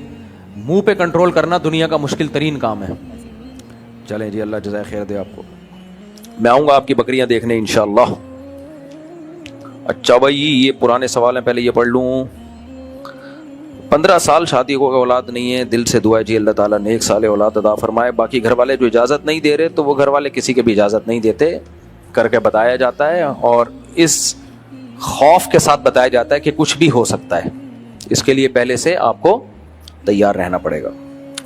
حضرت مولانا مفتی طارق مسعود صاحب السلام علیکم, آپ نے اپنے کسی کے بیان میں فرمایا تھا کہ بکور کا مطلب صبح 11 بجے قریب کا وقت ہوتا ہے, لہذا صبح کا ناشتہ اسلام میں نہیں ہے, اور ہندوستان کی تاریخ میں بھی صبح 11:30 بجے کھانا اور مغرب کے بعد کھانا ہوا کرتا تھا. صبح سے مراد 11 یا 11:30 کا وقت ہوتا ہے, اس کی شرعی دلیل دیں. حضرت عائشہ رضی اللہ تعالیٰ عنہ فرماتی ہیں نبی صلی اللہ علیہ وسلم صبح کی نماز کے بعد گھر تشریف لاتے اور پوچھتے کیا کھانے کو کچھ ہے, اگر ہم کہتے نہیں تو آپ صلی اللہ علیہ وسلم فرماتے پھر میرا روزہ ہے. صحیح مسلم. یہ ان بھائی کا سوال, اشکال یہ ہے ان بھائی کو کہ میں نے کہا صبح کا ناشتے کا لفظ ہمیں پرانی عربی میں ملتا ہی نہیں ہے, جدید عربی میں, پرانی عربی میں نہیں ہے. اور صحابہ کرام میں رواج تھا 2 ٹائم کھانے کا, ایک صبح 11:30-12 بجے تک یہ دوپہر کا کھانا ہوتا تھا, اور ایک رات کا کھانا. بس یہ 2 کھانے ہوتے تھے پہلے زمانے میں, اور ہندوستان میں بھی یہی تھا. ہم نے خود حضرت مفتی رشید احمد صاحب رحمہ اللہ سے سنا, کہتے ہیں انگریز نے ناشتہ واشتہ متعارف کروایا, مسلمانوں میں اس کا رواج نہیں تھا. تو اب انہوں نے جو دلیل دی ہے کہ نبی صلی اللہ علیہ وسلم تو فجر کی نماز کے بعد گھر پہ آتے اور پوچھتے کیا پکا, یہ حدیث کے یہ الفاظ نہیں ہے کہ فجر کے بعد گھر میں آتے. حدیث میں ایسا کوئی لفظ نہیں ہے کہ فجر کے بعد گھر میں آ کے پوچھتے کیا پکا ہے. گھر میں آ کے پوچھتے کیا کھانے کو ہے, اگر نہیں ہوتا تو روزہ رکھ لیتے. تو یہ جو روزہ رکھ لیتے یہ نصف النہار سے پہلے, نصف النہار کہتے ہیں صبح صادق سے لے کے جو سورج غروب ہونے کا وقت ہے نا, اس کا آدھا حصہ, یعنی جب آدھا روزہ گزر جاتا ہے. دیکھو صبح صادق فار ایگزامپل صبح 5 بجے ہو رہی ہے اور سورج غروب ہو رہا ہے 6 بجے, تو یہ 13 گھنٹے کا روزہ ہو گیا. تو 13 گھنٹے کا ہاف کیا ہوگا, 6.5. تو صبح سے لے کے 6.5 گھنٹے سے پہلے نصف النہار کہلائے گا. اس سے پہلے روزے کی نیت کی جا سکتی ہے, اسی حدیث سے پتہ چلتا ہے. باقی یہ کہ وہ صبح 11:30 کا ٹائم ہوتا تھا یا 12 کا ٹائم ہوتا تھا, یہ والا ٹائم ہوتا تھا, اس کی دلیل یہ ہے کہ ایک حدیث میں آتا ہے کہ صحابہ کہتے ہیں ہم ظہر کی نماز کھانا اور قیلولہ کے بعد پڑھا کرتے تھے. جمعے کے دن ایسا ہوتا تھا کہ کھانا جمعے کے بعد, یعنی جمعے کی نماز اتنی جلدی ہوتی تھی. تو اس سے پتہ چلتا ہے کہ ظہر کی نماز اگر وہ اول وقت میں پڑھ رہے ہیں اور اس سے پہلے قیلولہ بھی کر چکے ہیں کھانا کھانے کے بعد, کوئی کیا ٹائم بنے گا, پھر وہ یہی ٹائم بنے گا. جبکہ جمعے کے دن جلدی نماز ہوتی تھی تو پھر وہ کھانا وانا اس کے بعد ہوتا تھا. تو اس سے پتہ چلتا ہے یہ والا ٹائم قریب یہ ٹائم ہوتا تھا. اس حدیث سے مبارک کی روشنی کیا, ہاں یہ کہہ رہے ہیں کیا اس حدیث کی روشنی میں کیا نبی صلی اللہ علیہ وسلم 11:30 بجے تک بغیر کھائے رہتے, اس میں لکھا ہے بھوکے رہتے تھے, یوں بھوکے کے بجائے یوں کہہ دینا چاہیے کیا بغیر کھائے رہتے تھے. بھوکے کا لفظ تھوڑا سا نامناسب معلوم ہوتا ہے. کیا آپ صلی اللہ علیہ وسلم کیا 11:30 بجے تک کھائے پیے بغیر رہتے تھے؟ جی ہاں, یہ کوئی پہلے زمانے میں سب اس ٹائم تک کھائے پیے بغیر ہی رہتے تھے. انگریزوں نے آ کے ہمیں صبح کے ناشتے پہ لگا دیا ہے. آپ اپنے دادا پردادا کسی کے زندہ ہوں تو ان سے پوچھیں, وہ بتائیں گے کہ صبح فجر پڑھ کے کوئی بھی نہیں کھاتا تھا. لوگ کھیتوں پہ جاتے تھے, کام کرتے تھے اور محنت کرتے تھے, اور جب بھوک خوب چمکتی تھی, دبا کے بھوک لگتی تھی, پھر جب سورج نکلتا تھا نا, سورج کی روشنی تیز ہو جائے, اس وقت کھانا کھایا جاتا تھا. اور نیچرل ٹائم بھی وہی ہے. حقیقت یہ کہ فجر کے بعد بھوک لگتی بھی نہیں ہے, چاہے کئی گھنٹوں کا ناغہ ہو. ہماری باڈی سن لائٹ کے ساتھ سیٹ ہوئی ہوئی ہے. آپ دیکھو اکثر لوگ صبح شوگر چیک کرتے ہیں, بڑی ہوئی ہوتی ہے. باڈی کا ایک الگ سے میکینزم ہے, وہ اتنا پیچیدہ ہے کہ اس کو سمجھنا پوری طرح ممکن نہیں ہے. اب صبح چونکہ اللہ تعالیٰ چاہتے ہیں, اللہ تعالیٰ قرآن میں کیا کہتے ہیں, ہم نے دن کو کام کاج کا ذریعہ بنایا, رات کو سونے کا اور دن کو وجعلنا النہار معاشا. تو دن جو ہے نا, تو دن چڑھتے ہی باڈی کو چاہیے کہ کام کرے وہ. تو اس لیے اللہ تعالیٰ نے صبح کے وقت میں خاص ایک انرجی الگ سے پیدا کی ہوتی ہے ہماری باڈی کا. صبح کو شوگر لیول حالانکہ کئی گھنٹوں سے کھایا پیا نہیں ہوتا ہم نے, تو وہ اسی لیے بڑا ہوتا ہے کہ اس کو آپ کام میں لے کر آؤ. ہم اور پراٹھے پھوڑ کے اور بڑھا دیتے ہیں وہ. تو جب آپ نیچرلی صبح بھوک لگتی بھی نہیں ہے, فجر کے بعد نہیں لگ رہی ہوتی بھوک, اللہ یہ کہ عادت ڈال لو. تو کوئی بھی جانور دیکھ لو آپ, صبح اٹھتے ہیں, انگڑائیاں لیتے ہیں, رات کو مغرب کے بعد وہ اپنے ڈڑبوں میں چلے جاتے ہیں. تو صبح نکلو, آپ کام کاج کرو, پھر آپ کی بھوک چمکنے لگے گی, پھر آپ کھاؤ, مزہ نہ آئے پیسے واپس. لیکن ہم لوگوں نے اپنی باڈی کو خراب کر دیا ہے, وہ اب سیٹ ہونے میں ٹائم لگے گا. خراب ہو چکی ہے ہماری باڈی, نیچر پہ تھوڑی ہے. بہرحال ناشتہ کر لیں, کوئی خلاف شرع نہیں ہے. یہ کچھ میں نے تو نیچرل بتایا کہ نیچرل کیا ہے, 2 ٹائم کا کھانا ہے. باقی کوئی ناشتہ کر رہا ہے تو کوئی وہ کر لے, ڈاکٹر اگر کسی کو کہہ رہے ہیں کر لے, میرے سے پوچھ کے نہ کرے, خود ہی کر لے. آپ حکیم طارق چغتائی صاحب کے پیچھے ہاتھ دھو کے کیوں پڑ گئے ہو بغیر دلائل کے؟ اگر دلائل ہیں تو مستند حوالوں سے جواب دیا کریں. یعنی میں طارق چغتائی پہ بخاری اور مسلم کے حوالے پیش کروں جی, یا قانون کی فلاں کتاب کے صفحہ نمبر 3 پہ لکھا ہوا ہے کہ طارق چغتائی کی وظیفوں کی کوئی حیثیت نہیں ہے. حوالے دینا, دلائل دینا اس کے ذمے ہوتا ہے جو مدعی ہوتا ہے, دعویٰ کرتا ہے. آئی بات سمجھ میں؟ مثال کے طور پہ آپ میرے پاس آئے, مفتی صاحب میرے سر میں درد ہے, میں نے پیناڈول نکال کے دے دی, 2 گولی کھا لو. آپ کہیں اس کی کیا دلیل ہے کہ یہ درد سر کی گولی ہے؟ میں کہوں بھائی دیکھو گوگل پہ جاؤ, سرچ کرو, ڈاکٹروں سے پوچھو, سب کہہ رہے ہیں کہ جس کے کھوپڑی سیٹ کرنی ہو اس کو 2 گولی پیناڈول کھلا لو. دلیل کس کے ذمے ہے؟ گولی کون دے رہا ہے؟ علاج کون کر رہا ہے؟ میں کر رہا ہوں نا. تو اس علاج کے صحیح ہونے کی دلیل کس کے ذمے ہوگی؟ میرے ذمے ہوگی. آئی بات سمجھ. اب آپ میرے پاس آئے, سر میں درد ہے, میں نے 2 گولی پیناڈول دی. آپ کہہ رہے ہو مفتی صاحب دلیل دو, یہ گولی ٹھیک ہے. میں کہوں تو دلیل دے کہ یہ گولی نہیں ہے. وہ کہے گا بھائی کسی چیز کے نہیں ہونے کی دلیل تھوڑی ہوتی ہے, دلیل کسی چیز کے ہونے کی ہوتی ہے, نہیں ہونے کی تھوڑی ہوتی ہے. تو جناب طارق چغتائی صاحب اور ان جیسے عاملین جو آ رہے ہیں نا, کینسر یہ کھاؤ, گردے میں پتھری ہے یہ وظیفہ, گھٹنے میں تکلیف ہے یہ والا وظیفہ. آپ ان سے پوچھیں حضرت آپ وظیفوں کی پوری ایک فیکٹری بن چکے ہیں, آپ کے پاس ان وظیفوں کے مؤثر ہونے کی کیا دلیل ہے؟ سمجھ میں آ رہی ہے بات کہ نہیں آ رہی ہے؟ یہ دلیل عاملوں سے پوچھی جائے گی, مجھ سے نہیں پوچھی جائے گی. تو آپ لوگ کہتے ہیں انہوں نے علوم حاصل کیے ہوئے ہیں, ان کے پاس کیا ہے؟ علوم. آپ ڈاکٹر سے پوچھیں آپ کے پاس کہاں سے علوم آئے, وہ آپ کو یونیورسٹی کا حوالہ دے گا, کتابوں کا حوالہ دے گا. آپ ان سے پوچھیں کہاں سے علوم آئے, کسی کے باپ کا بھی حوالہ ان کے پاس بولو نہیں ہے. باقی لوگ ایک اعتراض یہ کرتے ہیں کہ ہمارے اکابر بھی تو وظیفے بتاتے تھے. دیکھو قرآن کی کچھ آیتیں ایسی ہیں جو اس موضوع سے مناسب ہوتی ہیں. اس موضوع سے کیا ہوتی ہیں وہ؟ اس کی مثال ایسے ہے, آپ کی بیوی آپ کو تنگ کر رہی ہے تو کسی بزرگ نے وظیفہ بتا دیا, ربنا ہب لنا من ازواجنا وذریاتنا قرۃ اعین, اے اللہ ہمیں ہماری بیویوں اور اولادوں کی طرف سے آنکھوں کی ٹھنڈک عطا فرما. تو یہ قرآن کا مضمون ہی یہ کہہ رہا ہے کہ یہ دعا یہ ہے کہ بیوی کو نیک بنا دے. تو یہ تو دلیل ہے نا خود بخود, آیت کا مطلب ہی یہ بن رہا ہے. اب آنکھ خراب ہو گئی اس کی بھی وظیفہ, ناک خراب ہو گئی اس کا بھی وظیفہ, اور ناخنوں پہ سرسوں کا تیل, کیا دلیل ہے, کون سی رپورٹ ہے؟ یہ تو پورے وظیفوں کی ایک فیکٹریاں ہیں جن کا دھندا اسی پہ چل رہا ہے. تو اس لیے دلیل ان عاملوں سے پوچھی جائے گی, مجھ سے نہیں پوچھی جائے گی. اور میں بولتا رہوں گا ان عاملوں کے خلاف 2 وجہ سے, کہ اللہ نے مجھ سے 2 دین کی ایسی خدمتیں لی ہیں کہ میں سمجھتا ہوں میرے جیسا نالائق آدمی 3 باتوں کی وجہ سے شاید بخشا جائے. 3 باتوں کی وجہ سے. یقینی طور پہ تو کوئی نہیں کہہ سکتا بخشنے کا, لیکن مجھے اپنے اعمال کا پتہ ہے. میں نیک آدمی جیسا آپ لوگ سمجھتے ہیں, اللہ کرے ایسا ہی ہوں, لیکن ہر شخص کو اپنا پتہ ہوتا ہے کون کتنے پانی میں ہے. 3 نیکیاں اللہ نے مجھ سے ایسی کروائی ہیں کہ شاید اس بیس پہ اللہ مجھے بخش دے. نمبر 1, حضرت مفتی عبدالرحیم صاحب سے عقیدت اور تعلق. سمجھ آ رہی ہے بات؟ شاید اللہ ان کے مریدوں میں شمار کر کے مجھے بخش دے, کیونکہ پیر اگر بہت نیک ہو نا تو اللہ سے امید ہوتی ہے کہ شاید اللہ کہہ کے چل تو بھائی تو آخری وقت تک ان کے ساتھ ہی چمٹا رہا تھا, چل تو بھی چلا جا. تیرے اعمال تو اس قابل نہیں ہے, لیکن اتنے بڑے بزرگوں سے تیرا تعلق تھا, مفتی رشید احمد صاحب جیسے بزرگوں سے تجھے محبت تھی, حضرت مفتی عبدالرحیم صاحب جیسے نیک لوگوں سے تجھے عقیدت تھی, ساری دنیا ان کے خلاف ہو گئی تھی تو پھر بھی ان سے چمٹا رہا تھا. چل نالائق, ٹھڈا مار کے کوئی فرشتہ کہتا چل بے دفع ہو جا, بھیجنا تو نہیں تھا تجھے لیکن چل دفع ہو, شاید اس بیس پہ اللہ مجھے بخش دے. نمبر 2, یہ میں نے جو شادیوں پہ لوگوں کو لگایا ہے نا, ہزاروں لاکھوں لوگ شادیاں کر چکے ہیں, ملتے ہیں, یہ زنا سے بچے ہیں. اور خدا کی قسم ان کا زنا سے بچنے پر مجھے اتنی خوشی نہیں ہوتی. انہوں نے جن لڑکیوں سے نکاح کر کے ان کو زنا اور ڈپریشن سے بچایا وہ زیادہ بڑی نیکی ہے. ہماری خانقاہوں میں ہو کیا رہا ہے, ہمارے بزرگان دین جو ہمارے لیے قابل اعتماد ہیں وہ کیا کر رہے ہیں؟ وہ زنا سے روکنے کے لیے وظیفے بتاتے ہیں, ذکر بتاتے ہیں, نظر کی حفاظت, ٹک ٹاک سے بچنا, فلموں سے بچنا. پھر وہ آتے ہیں پھر بھی ان سے ہو جاتا ہے گناہ.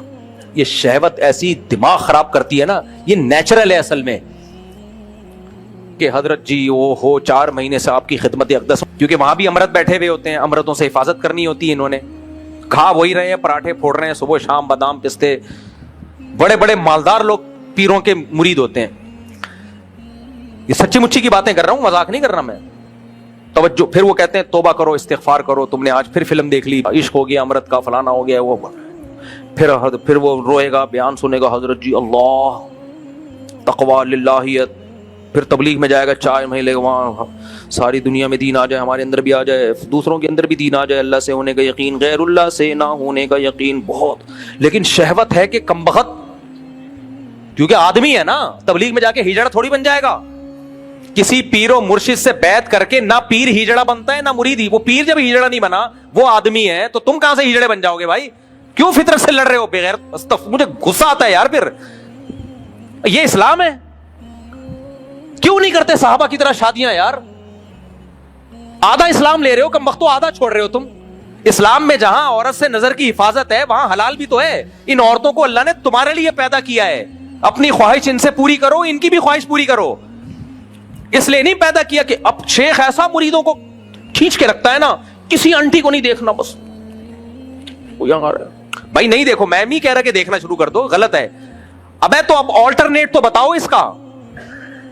مرد ہے، اس میں ٹیسٹوسٹیرون لیول یہاں تک پہنچا ہوا ہے، مردانہ ہارمونز ہیں، اور جتنا عورت سے بچتا ہے نا، مردانہ قوت کم ہونے کے بجائے اور بڑھتی ہے. یہ جو فوش فلمیں دیکھتے ہیں تو چھکے بن چکے ہوتے ہیں، ان میں تو ڈیزائر ہی ختم ہو چکی ہوتی ہیں. جو نہیں دیکھ رہے ہوتے، نظر کی حفاظت کر ہوتے ہیں، وہ تو بم کا گولہ بن چکا ہے. وہ نہیں آ رہی میرا خیال ہے بات. جب آپ نظر کی حفاظت کرتے ہو نا، اور موویز سے بھی بچتے ہو، ٹک ٹاک سے بھی، تو آپ میں یہ شہوت کم نہیں ہوتی. اندر سے کیا ہو رہے ہوتے ہو؟ مردانہ وجاہت بڑھ رہی ہوتی، آواز مردانہ ہو رہی ہوتی ہے آپ کی، آپ میں یہ بڑھ رہی ہوتی ہے. تبھی تو پھر اس کا آلٹرنیٹ کیا ہے؟ نکاح کرو. بیوی تبھی تو ایسے لوگوں کو اچھی لگتی ہے. دائیں میں کو دیکھنے تو اپنی بیوی ہی ان کو حور لگتی ہے. اب وہ ایٹم بم کا گولہ بن گئے. اب وہ شیخ صاحب مجھ سے آج یہ ہو گیا، میں نے آج فلانے، تو وہ عجیب یار. یہ فطرت نہیں ہے بھائی، یہ بغاوت ہے فطرت سے.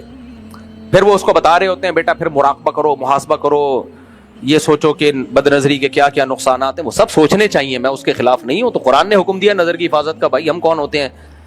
تو یہ ساری چیزیں ہوتے ہوتے، ابے بھائی تیری مریدنی بھی، وہ بھی نظر کی حفاظت میں ٹائم لگا رہی ہے، ٹینشن میں اٹھی ہوئی ہے. تیرا مرید بھی سیدھا سیدھا چماٹ مار کے اس کو بول تو اس سے شادی کر لے، تو اس سے شادی کر لے، ختم. فوراً کہتے ہیں اکنومیکلی مسائل ہیں، 2 بیویوں کو پالنا مشکل ہے، کھلائے گا کہاں سے؟ یہ جو خانقاہ میں تمہارا ایک سیٹھ مرید درجنوں لوگوں کو فری پھوکٹ کی بریانیاں کھلا رہا ہے، اس کو بول ان کو مت کھلاؤ، یہ مسنڈوں کی گردنیں موٹی ہو چکی ہیں فری پھوکٹ کا کھا کھا کے. جا کے کسی لڑکی سے شادی کر کے اس کو کھلا، اور وہاں اپنی خواہش بھی پوری کر. پھر کوئی اچھی لگ رہی ہے پھر ایک اور شادی کر لے وہاں. یہ ٹھڑک یہاں سے پوری کرو حلال طریقے سے. یہ ٹھڑک اللہ نے رکھی ہے عورت کے لیے، اور عورت، اللہ تعالیٰ ہمیں ہجڑا بھی تو پیدا کر سکتا تھا، نظر کی حفاظت کی ضرورت ہی نہ رہتی. کیا خیال ہے؟ ابے کیا ہو گیا؟ اللہ تعالیٰ کو ہمیں عورت سے بچانا نہیں ہے، ورنہ عورت کو پیدا کیوں کیا؟ آدم، اگر دیکھو عورت سے بچانا ہوتا نا، اللہ آدم علیہ السلام کے لیے اماں حوا کو جنت میں پیدا نہ کرتا، بلکہ ان کو حکم دیتا کہ جنت میں ماحول خراب نہیں ہونا چاہیے، ایک عورت پیدا ہی نہیں ہوگی تاکہ آپ کو نظر کی حفاظت کا مسئلہ کھڑا ہی نہ ہو. اللہ تعالیٰ نے عورت کو اماں حوا کی شکل میں پیدا کیا تاکہ دونوں کا ملاپ ہو، محبتیں ہوں دونوں میں. تو عورت کو مرد کے لیے، مرد کو عورت کے لیے پیدا کیا گیا ہے، ایک دوسرے سے دور رہنے کے لیے پیدا نہیں کیا گیا. تو اس کا حل یہ نہیں ہے کہ اتنے محاسبے، مراقبے اور اتنی ٹینشنوں میں بندے کو ڈالا جائے. چماٹے مار مار کے بغیرتوں کی کیا کراؤ؟ ان مسٹنڈوں کی شادی کراؤ. جو مرید 22-23 سال کا ہو گیا ہے، اگر سیٹھ آدمی ہے 30 سال کا ہو گیا، کروڑ روپے کما رہا ہے، اور کہہ رہے حضرت نظر کی حفاظت نہیں چھوٹتی، میری بیگم بھی ہے، اس کو چماٹ مارے شیخ. بولے بغیرت، میری تو اتنی ساری مریدنیاں ہیں، وہ خطوط لکھ کے دے رہی ہوتی ہے کہ ہماری شادیوں کی عمریں نکل رہی ہیں اور ہماری شادیاں نہیں ہو رہی، ہمیں فوش فلموں کی عادت پڑ رہی ہے، ہماری جمشید سے دوستی ہو گئی، فلانے سے دوستی ہو گئی، تو اس سے شادی کرے گا، تیرا باپ بھی کرے گا جا کے شادی. باپ سے مراد تو کرے گا شادی. چماٹ مار کے پیر صاحب کیا کروائیں؟ اور جب شادی ہو جائے گی تو مریدنی خط لکھنا چھوڑ دے گی کہ مجھے نظر کی، وہ کہے گی بھائی میری ڈیزائرز پوری ہو گئی ہیں، مجھے اولاد بھی مل گئی ہے. تو یہ نیچرل نہیں ہے جو خانقاہوں میں چل رہا ہے.